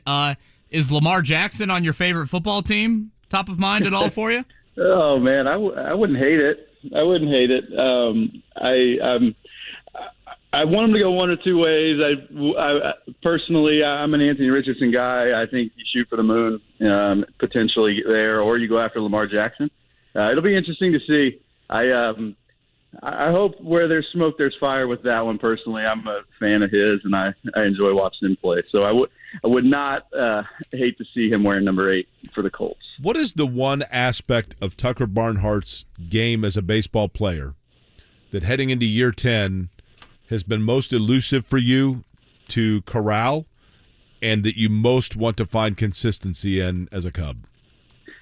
For me personally, I have always been a guy that when things start to go a little south at the plate, that I run to change. I run to change something. I run to change my stance. I run to change where my hands are. I run to change what pitches I'm looking for, and therefore I think it takes a little bit of consistency away from me as a player. And what this staff in Chicago has done such a good job of is creating an environment to get the best versions of us. And I think, and I've had this conversation with a couple of our coaches, how it's really cool. I played on I haven't played on a lot of teams, but I've played for a lot of different coaches, and there are few and far between in terms of staffs that I've been around that are really focused, it seems, on every single one of them. They're trying to get the best out of you. And I think what I mean by that is I know that I'm a good player, and I know that I've had success at the big league level, and I just want to tap into that and keep getting better in the confines of who I am as a player.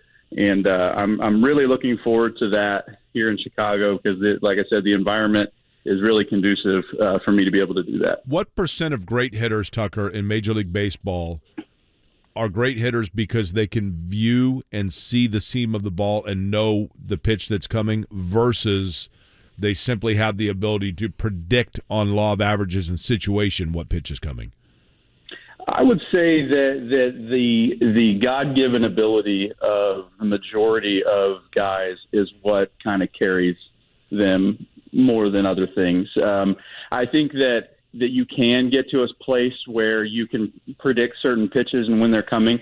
However, I think the way that baseball has trended for the last few years, up to 5-10 years, is pitchers are throwing their best pitches. It's going to sound really stupid, but pitchers are throwing their best pitches as much as they possibly can. Right. And in the past, guys would throw certain pitches to kind of set other pitches up and maybe try to mix in more fastballs just because they haven't thrown more fastballs, for example. But now guys, with the overall velocity that is there now in the game, as well as pitchers adopting that I'm going to throw my best pitch as much as I can because I don't think they can hit it philosophy, has made it a lot harder to kind of predict what's coming. So I think the overall God-given ability that the majority of guys have, I would say carries for sure. Tucker, we'll end with this, and I appreciate the time ahead of opening day. Again, Tucker Barnhart, year 10, the Brownsburg native, with us. I don't know if you're numb to it at this point. I don't know. You seem like just you have so much joy in playing the game of baseball. I don't think so, but feel free to correct me if I'm wrong. Like, what will your emotions be? Will you be emotional tomorrow at 2:20? Like, I mean, it's Wrigley. It's opening day. It's a Cubs uniform. Like, will you be emotional, you think? It's funny, man. Like I hadn't really thought about it, but I got goosebumps when you were talking about it, which is really kind of cool. For me, man, like I never take an opening day for granted. When I was coming up, you were still considered a rookie, no matter how much time you had, unless you went. They called it gate to gate, unless you went opening day to the end of the year. And for me, every opening day, it's the start of something new. It's the start of something really special. I'm super proud of it, and I think playing in Chicago for me is kind of like being fortunate enough to play in the big leagues. Like it's kind of like a bucket list thing for me. Like growing up so close to here, a lot like Cincinnati. Like playing in Cincinnati for me was a dream come true. I get to play in my backyard, and the same thing kind of stands true here in Chicago. Playing at Wrigley, hearing Go Cubs Go, and actually liking it it's going to be a lot of fun. There's such a great group of guys, young and veterans. It's a joy to be around the clubhouse every day. I'm getting ready to head over there here in about 10 minutes for our workout today. So to answer your question, in some level, I'll definitely be emotional just because it's somewhat of an overwhelming experience in opening day, especially being on the field for the flyover and all of that stuff. But there's nothing like it, no matter where you're at. Cincinnati, Detroit, Chicago, I haven't experienced it yet here, but I can imagine that it's going to rival some of the best that I've ever been around. So I'll definitely be emotional at some level. Like I said, I got goosebumps when you were talking about it. So it's super special to me, and I feel like it will be. And when it's not, it'll probably be time to go do something else. It's been a hell of a run. 10 years now coming up in Major League Baseball for Tucker Barnhart. Soak it up tomorrow. Stay healthy, and hopefully we can catch up here in a couple months, man. Sounds good, guys. I appreciate you guys always. Thank you. That's a great Tucker Barnhart, Brownsburg native, Payless Liquors hotline. We'll close it out one final time with a new player for the Indiana University men's basketball program just committing. Wendy's 2 for $6 lets you mix and match some of our best items, like Dave Single with a 10-piece crispy nugs, medium strawberry lemonade with a spicy chicken sandwich, spicy chicken with a Dave Single with a strawberry lemonade, strawberry lemonade. If you're into that. Chicken Sam, crispy nugs, strawberry lemonade, Dave's, nugs, Sam. Whew. Pick what you want at a price you want. Choose wisely. Choose Wendy's 2 for $6. For a limited time, price participation may vary at U.S. Wendy's. On the card only. Single item at regular price.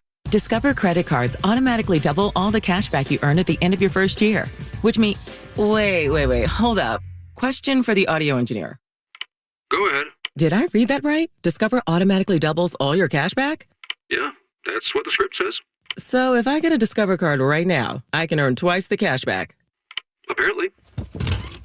Wait! Unlimited first-year cash back match. Only from Discover. See terms and learn more at discover.com/match. Finally, baseball is back. Swing into the season with tickets to the action. Plus, with basketball and hockey heating up, now is a great time to experience a game. Vivid Seats is proud to be the official ticketing partner of ESPN. From on the glass to in the stands, Vivid Seats has great ticket prices to all the games. Every crack of the bat, every dribble down the court. Catch it all with Vivid Seats. Download the app or visit vividseats.com today. Vivid Seats. Experience it live. The Indiana Pacers are electrifying the basketball world this season. Mathurin drills a three. From tip-off through the final buzzer, there is no denying the energy inside Gainbridge Fieldhouse. Yes! Yes!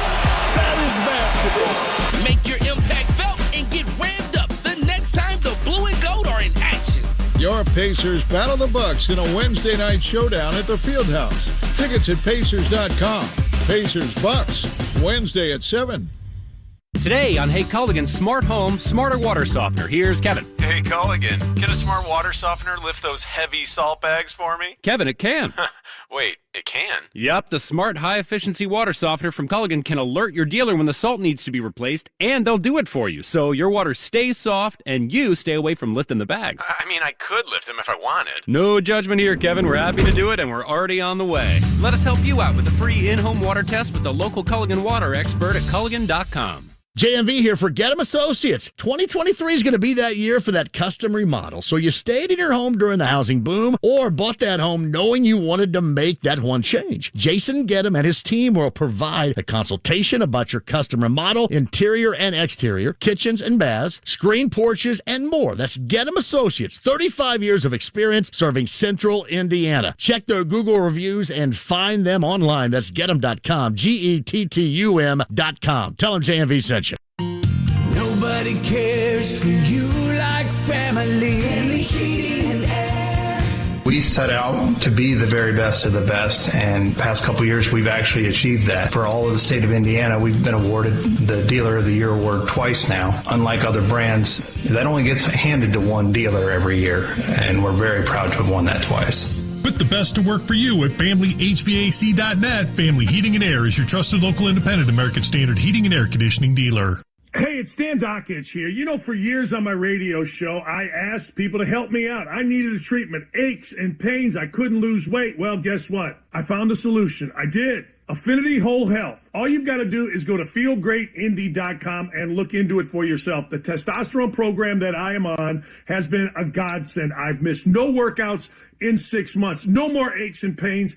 And I have lost weight. FeelGreatIndy.com is the place to go. Get started just like I did. The NTT IndyCar Series returns to action at Texas Motor Speedway. Sunday morning at 11:30 on 93.5 and 107.5 The Fan.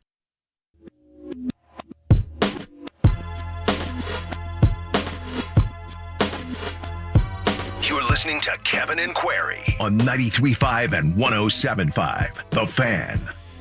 Jake, Indiana has dipped pretty close to home into the transfer portal for their first incoming player for this fall. That would be Payton Sparks from Ball State. Sparks is a Winchester, Indiana native, averaged 13 and 8, been a pretty consistent scorer and rebounder for Ball State each of the last 2 years. Not going to shoot threes, not a great foul shooter, but you would think he's going to eat up some of those minutes that obviously you're losing a whole lot of front court minutes in Trace Jackson Davis and Race Thompson and a whole lot of production. Yeah, and then the other kid, I told you, like Ike Graham out of Wyoming, who's a similar type player, was apparently on Indiana's radar and vice versa as well. I'm not sure if he's still in the running. This might take care of that. I would think so. That's not a position you need to load up on, but good to have. To your point, good to get some insurance there for sure. And, of course, the question is, all right, how does he handle stepping up from Ball State to the Big Ten? What will the role be for Malik Renew? You'd think he's kind of the lead big guy. We'll see about Jordan Geronimo. We'll see about Caleb Banks. Still some minutes to divide up in the front court. Thank you to Tucker Barnhart. That'll be up on the podcast. Thanks, everybody, for tuning in.